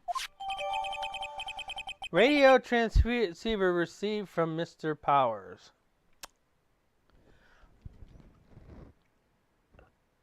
Okay. So, it's gone from bad to worse at this situation. So, and we haven't even done our investigation yet.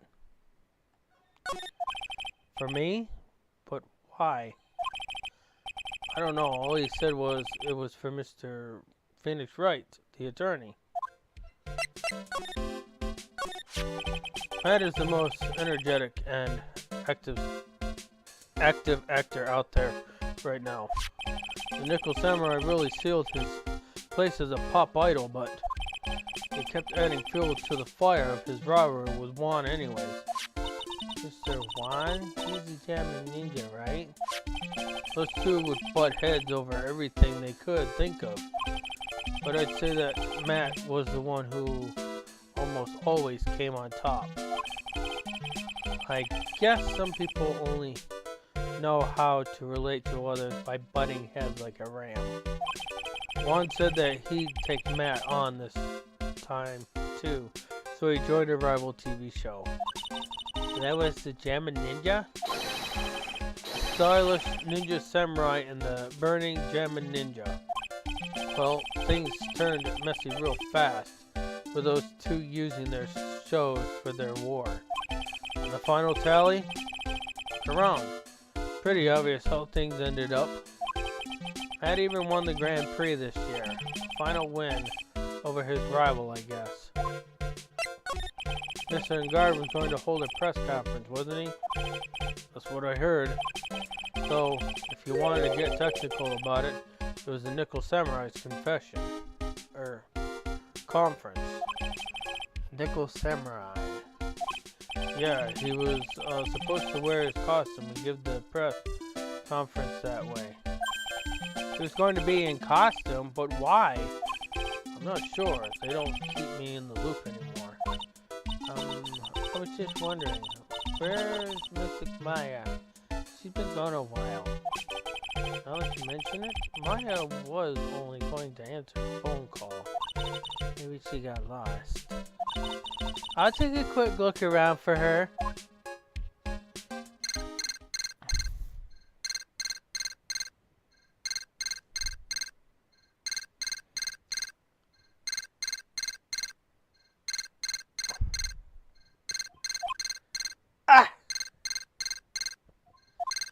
Well, what is that, Mr. Nick? I'm not sure. It's coming from this transceiver. Yes, hello? Right here. Is this Mr. Phoenix Wright, the attorney? And you are? You don't need to know who I am. I think you have other things to be concerning yourself with. Such as... Help, Nick! Mystic Maya! Maya? So, Mr. Wright, would you agree that the more important issue is the fate of the girl? The fate? Does he mean what I think he means? Maya, where are you? Are you hurt? Come now. Don't fall apart on me yet. No! This can't be! Now that I have your attention, Mr. Attorney, I have a modest proposal for you. If you do what I require, then I will return to you your valuable item unharmed. What is this called again in your fancy lawyer terms? Kidnapping for ransom. Yes, that's it. This is a kidnapping. Ah! Missing Maya! Missing Maya!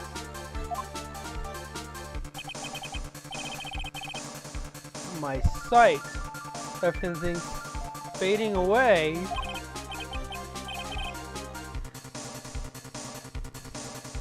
Maya! Maya!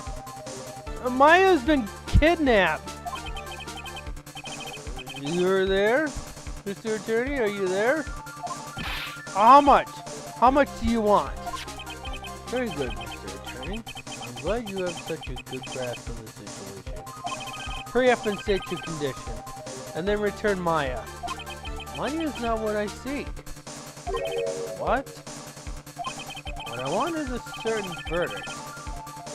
I would like a complete acquittal. Complete acquittal? What in the world have you done to me? I am not the person you will be representing. What? You are currently at the Sweetwater Hotel, are you not? I know that a murder has taken place there. Juan Carrera was killed and the suspect is man guard. You are, as expected, quite on top of things, Mr. Attorney. Now then, what I want is very simple. I want you to obtain a complete acquittal for Madden Guard. Madden Guard? But why? You did not kill anyone. I can attest to that. However? However what? However, someone is framing him for the murder. A very smart someone who is setting him up to take the fall.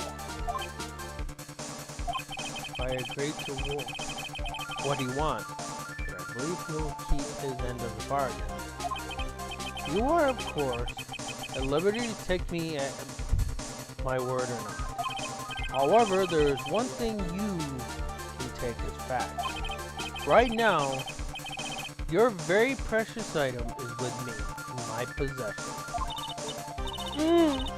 Help! Dick! Maya! You have 2 days. Of course, tonight, you'll be in questioning with the police. But the trial is in 2 days. At that trial, you will win a not guilty verdict. Remember, you only have 1 chance. 1 chance, Mr. Attorney. 1? You expect me to get a not guilty in 1 trial day? Yes, that's it. I don't believe I was wrong in choosing you, so don't let me down. Oh, yes, that's right. Now that I'm playing the role of the kidnapper, I can't pass up this chance to say, don't even think about calling the cops. Not great. But, you get the idea. Damn it. Who the hell are you? Very well. I'll tell you that much. My name is the Killer.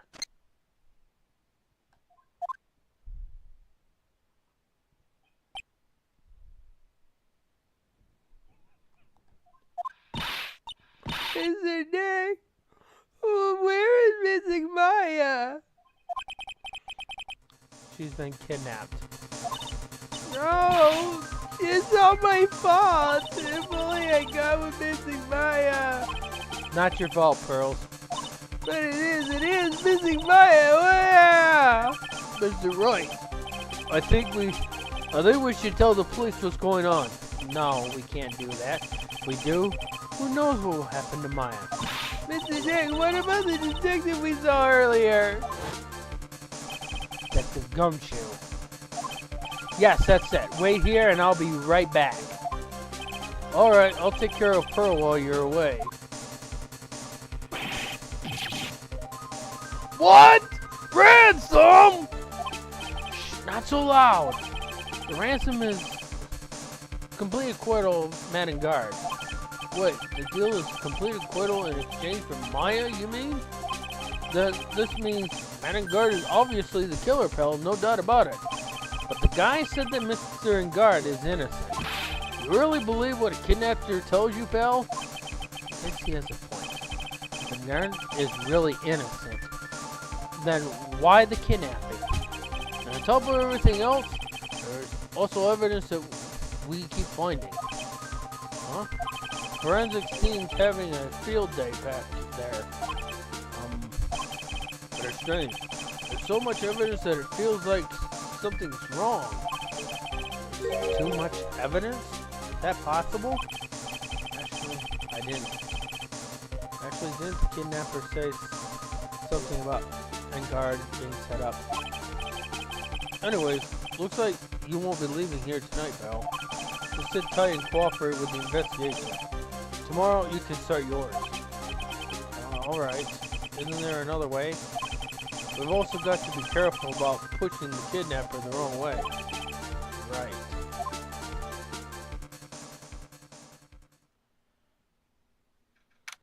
Date unknown. Time unknown. Location unknown.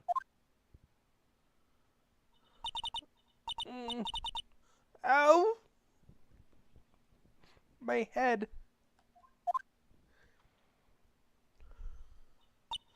Where am I? Wonder if I'm still in the hotel. Oh, what happened to me? Nick? Pearly? Come on, you guys. This isn't funny anymore. I see you have awoken. Ah! Who are you? Me? I'm known as the Killer. The Killer? You mean like an assassin? I'm too young to die. Don't worry. You are not my target. For now, anyway. Nick, where are you? Help me! Yes, that's right. Only one person can save you now. That is Mr. Phoenix Wright. What? Nick's going to save me? Calm down and be a good girl. Think of this as a business transaction. A business transaction? I'm going to contact him now. Hope you'll cooperate and play your assigned role well. Nick. What's going to happen to me? Nick? Pearly! Says...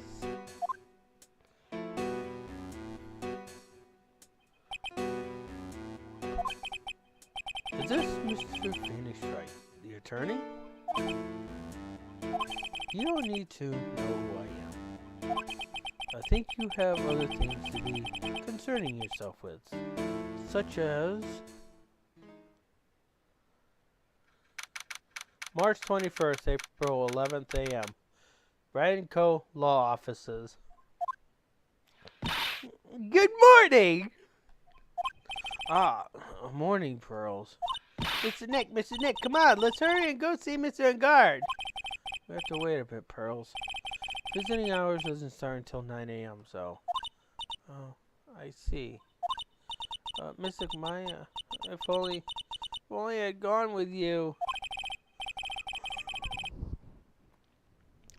Poor Pearls. She's been like this since last night. We managed to get home somehow yesterday evening. Thanks to Detective Gunshoe gently holding her by the hand and leading her here. But by the looks of it, I don't think Pearls got any sleep at all last night. Mr. Nick, Miss Maya, she's alright, right? Yeah, she's alright. Either way, I'm going to save her. You can trust me on that. Please, please, help her. I'm only able to stay this calm and collected because Pearls is doing the crime for both of us.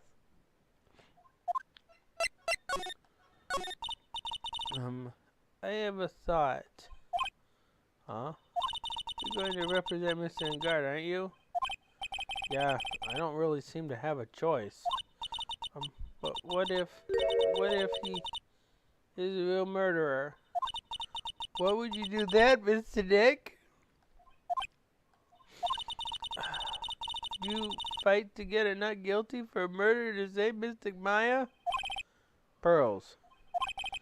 Let's talk to Mr. Engard first, okay? We can think all the bad things we want, but it doesn't change a thing. Yeah, you're right. I'm sorry. I couldn't stop thinking about it. Pearls? You're really worried about Maya, aren't you? I don't have anyone else left in this world. What do you mean? My family's all gone. Her family? My father. He left my mother and the village behind. Went away. I'm sorry. And my mother. She did that thing all for me. Miss Maya. She's like a sister to me. She is all I have left in this world. Okay.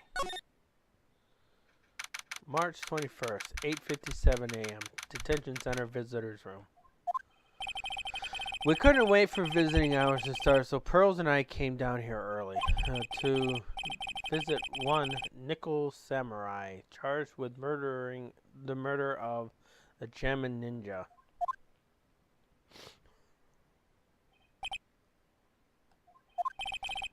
Good morning. How are you today?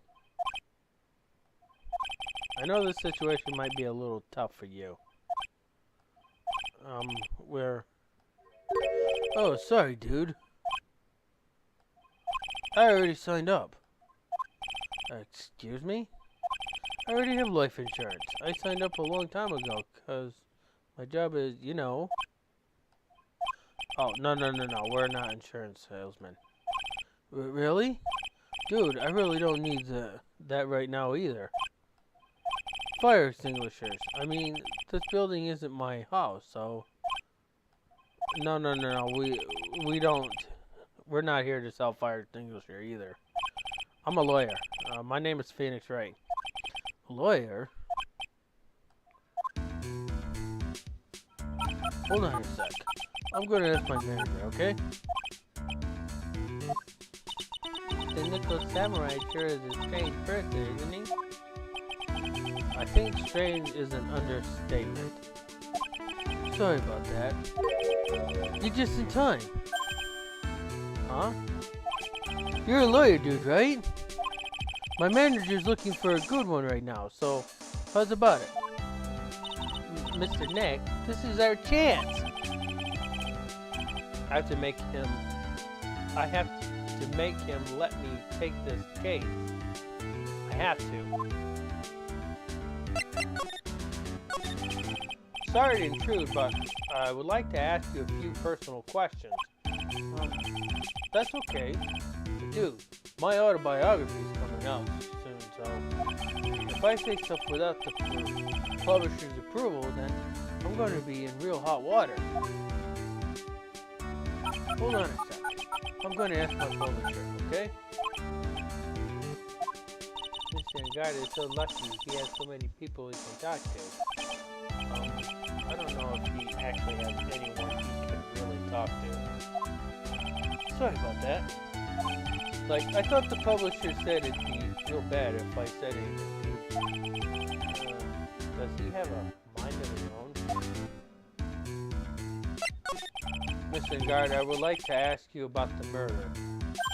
Oh, are you covering this for a tabloid and a side job, dude? Well, if you want my statement on this, you should ask through my staff. No, I'm not asking on behalf of the tabloid. Hold on a sec. I'm going to ask the president of the studio, okay? Is he alright, Mr. Nick? We're talking about Mr. Guard's brain here. I wouldn't put my money on it. Sorry about that. The studio president said, even Neo Mount Fuji himself knows that I'm not the murderer. Mr. Nick, who's Neo Mount Fuji? It's a mountain in the city of Neo Oji, Tokyo. The city the Neo Samurai protects.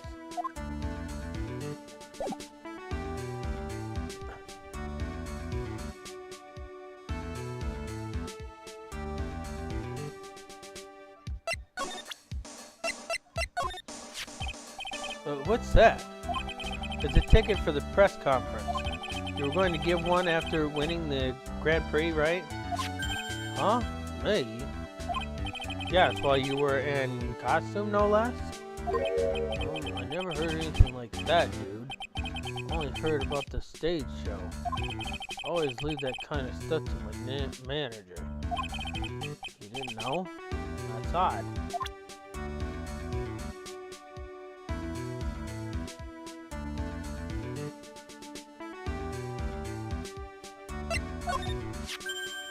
Mr. Nick, what are you doing? What are you going to do with that? I don't know yet, but I figured I could at least show it to him. Is that a transfusion? Hey, it looks like a real nice one, too. Got it from a present from someone. Interesting. I've also been instructed to take your case.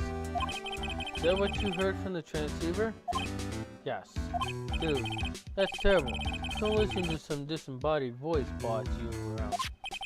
That's coming from a man with a cell phone on his wrists. Well, dude, I think it's about time for me to get going. Please, wait. I really need to take your case. There's always other people in need of a lawyer, right? Want me to introduce you to a few? Please, let Mr. Nick represent you. Man, oh man, lawyers these days. Now you dudes use kids to pull in clients too? If you don't take me as your lawyer, then the killer is going to. Wait, what did you just say? The killer. The killer? What's he doing? He looks like he's mulling something over. Alright, dude. I accept your terms. Huh? I'll let you represent me in court. We did it, Mr. Nick. Yeah. I don't feel any better for it, and he doesn't look too happy either. Go ahead, ask me anything. I'll help you out as much as I can. Man, I think my lucky stars that people know my name. Well, you're quite the hero, and you're in the national spotlight. Didn't know who he is. Does that mean I'm not a good citizen? Oh, it's real great to be this nickel samurai. Dude, lately I just keep on getting more and more popular. True enough. The nickel samurai is very popular among high schoolers and secretaries right now. I guess Mr. Guard has a way of catching the eyes of women. Do you know my motto? Refreshing like a spring breeze. That's what I am. A spring breeze? That's why this kind of scandal is disastrous, dude. I mean, even if I get out of here tomorrow, it's still gonna look bad. But everyone loves a good scandal. Can you tell me about your activities last night? After I got the award, I took a break and went back to my room. I had the post-ceremony stage show to do. So I was in my nickel samurai costume. And you were alone the entire time? My manager was running around being busy, so yeah.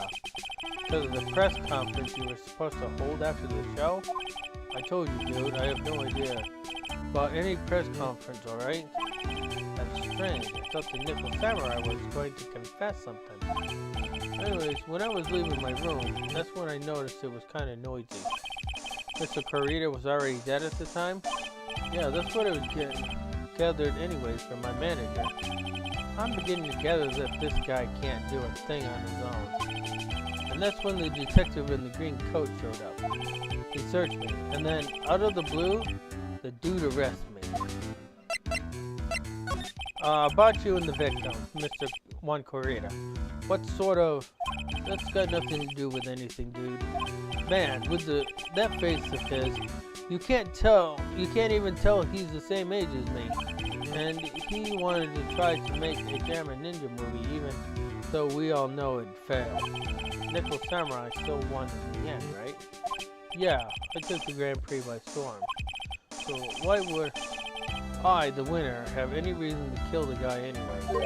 Dude, you think it'd be the other way around, you know? Do you know why you were arrested? I guess maybe my full body search went badly? Did they find something on you? They found a button from the Jammer Ninja costume. A button? I don't get it either. It was caught in my pleats of my samurai pants or Hakama.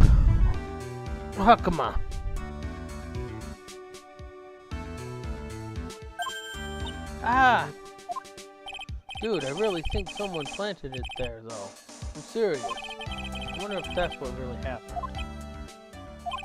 Guess this is about all I got to get out of him. Mr. Neck. Yeah? Let's ask one last thing. Let's test Mr. Ngard to see if he really is innocent or not. We can do that? Yes. If you use this. Maya's Magatama. He won't be able to hide any secrets from you, Mr. Nick. I'm sure of it. Get it. Mr. Ngard, I'd like to ask you one more question. Please answer me honestly. What is it, dude? Did you kill Mr. Juan Corita? Please put the phone away and answer this question yourself. Alright, just so we're clear, dude. I didn't kill anyone. And that includes Juan Corita, okay?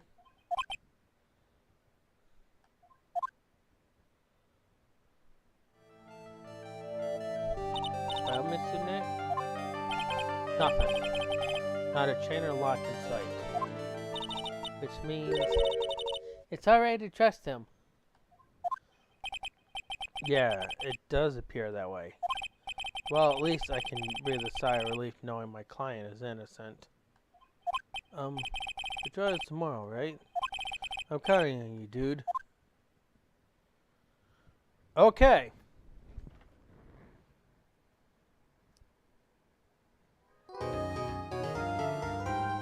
So we got a lot of unpacking to do.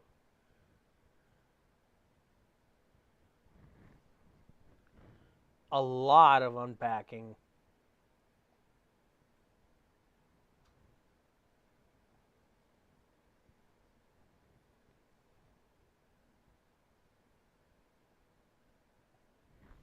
So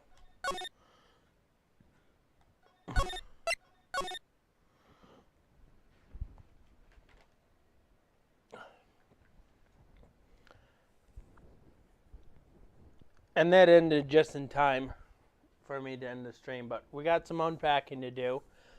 Based on that whole opening right there, what can we figure out so far?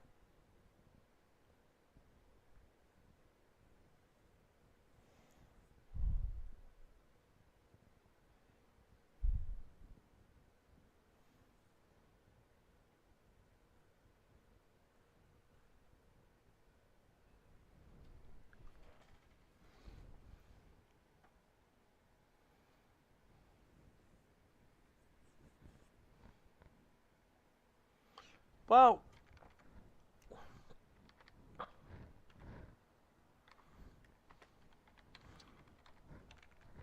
there is something that's going on behind the scenes, of course.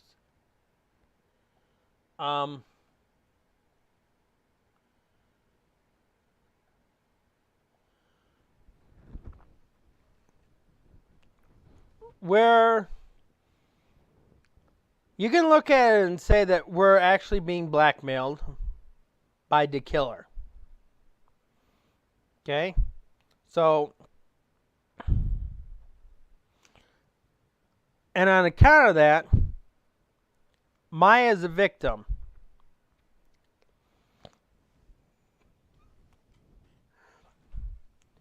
Maya's kidnapping came out of the blue. And I bet you were not expecting that, were you?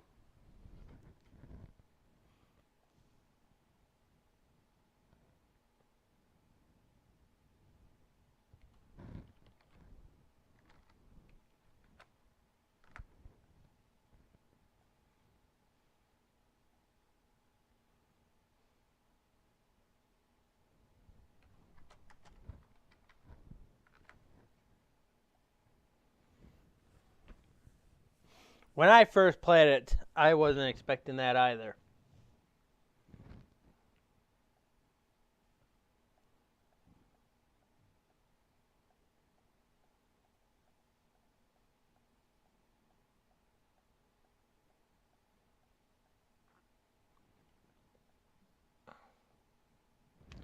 So, we're made to represent Madden Guard, who is suspected of murdering Juan Corrida.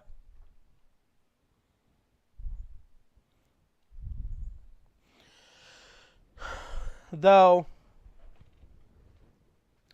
this is going to be an interesting case. I'm not going to spoil it for you, but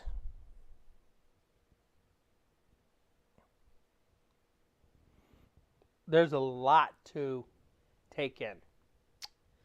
You'll find out next time.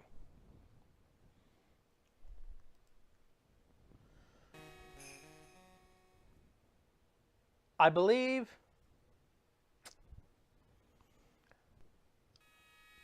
we may be doing this for about 2 more weeks. So, late February, we may be starting Trials and Tribulation. The whole episode is pretty long. It's nowhere near the length of Rise from the Ashes. Try to think of it being as long as Turnabout Goodbye.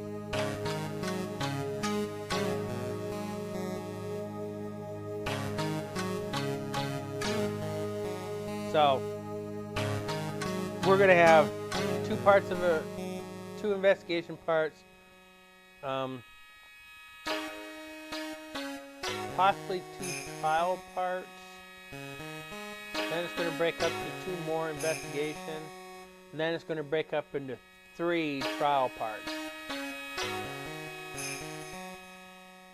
So, I'm thinking 2 more weeks.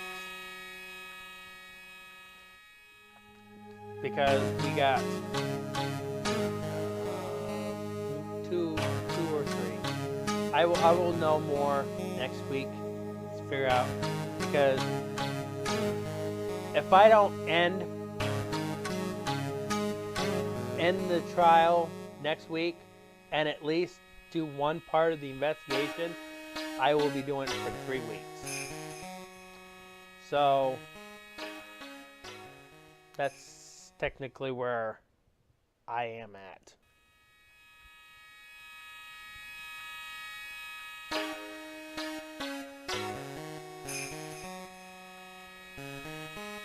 I mean that this is the very last case for Justice for All.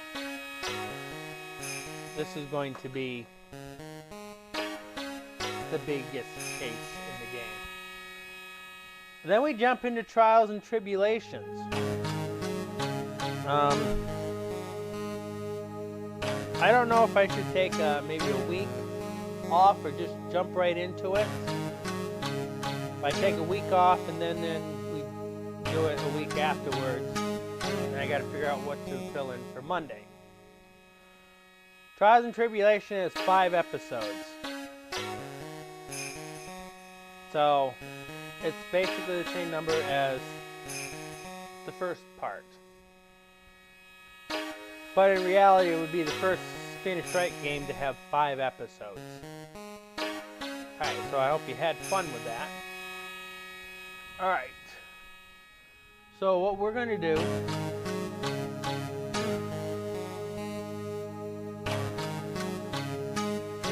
we're going to find a raid target. And you can definitely...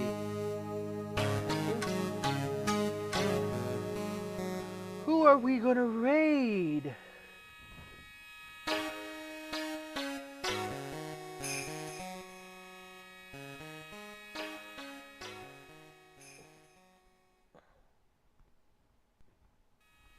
Says lightning is still alive.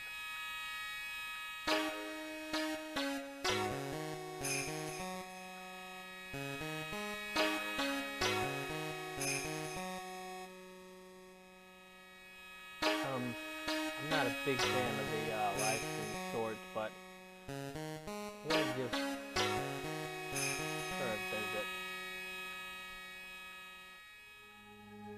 We're going to raid her tonight.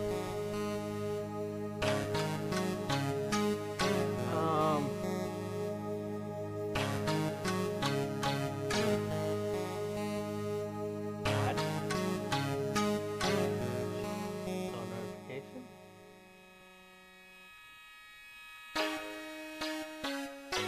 Okay. So, type in Lightning Baron in the chat.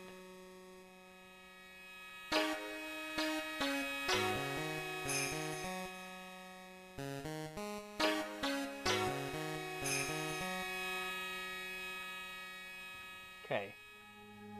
Here's her link.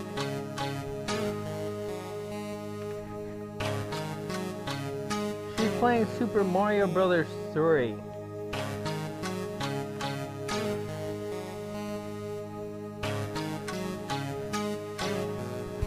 Alright.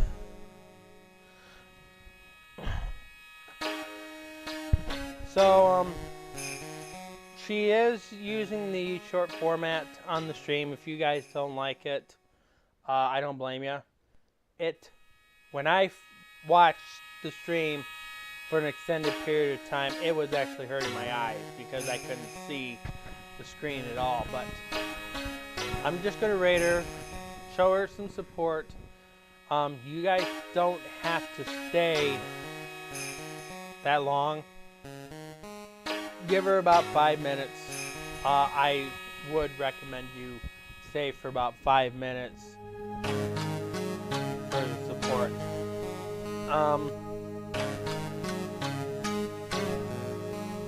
So that'll be it for me. You guys have a good night.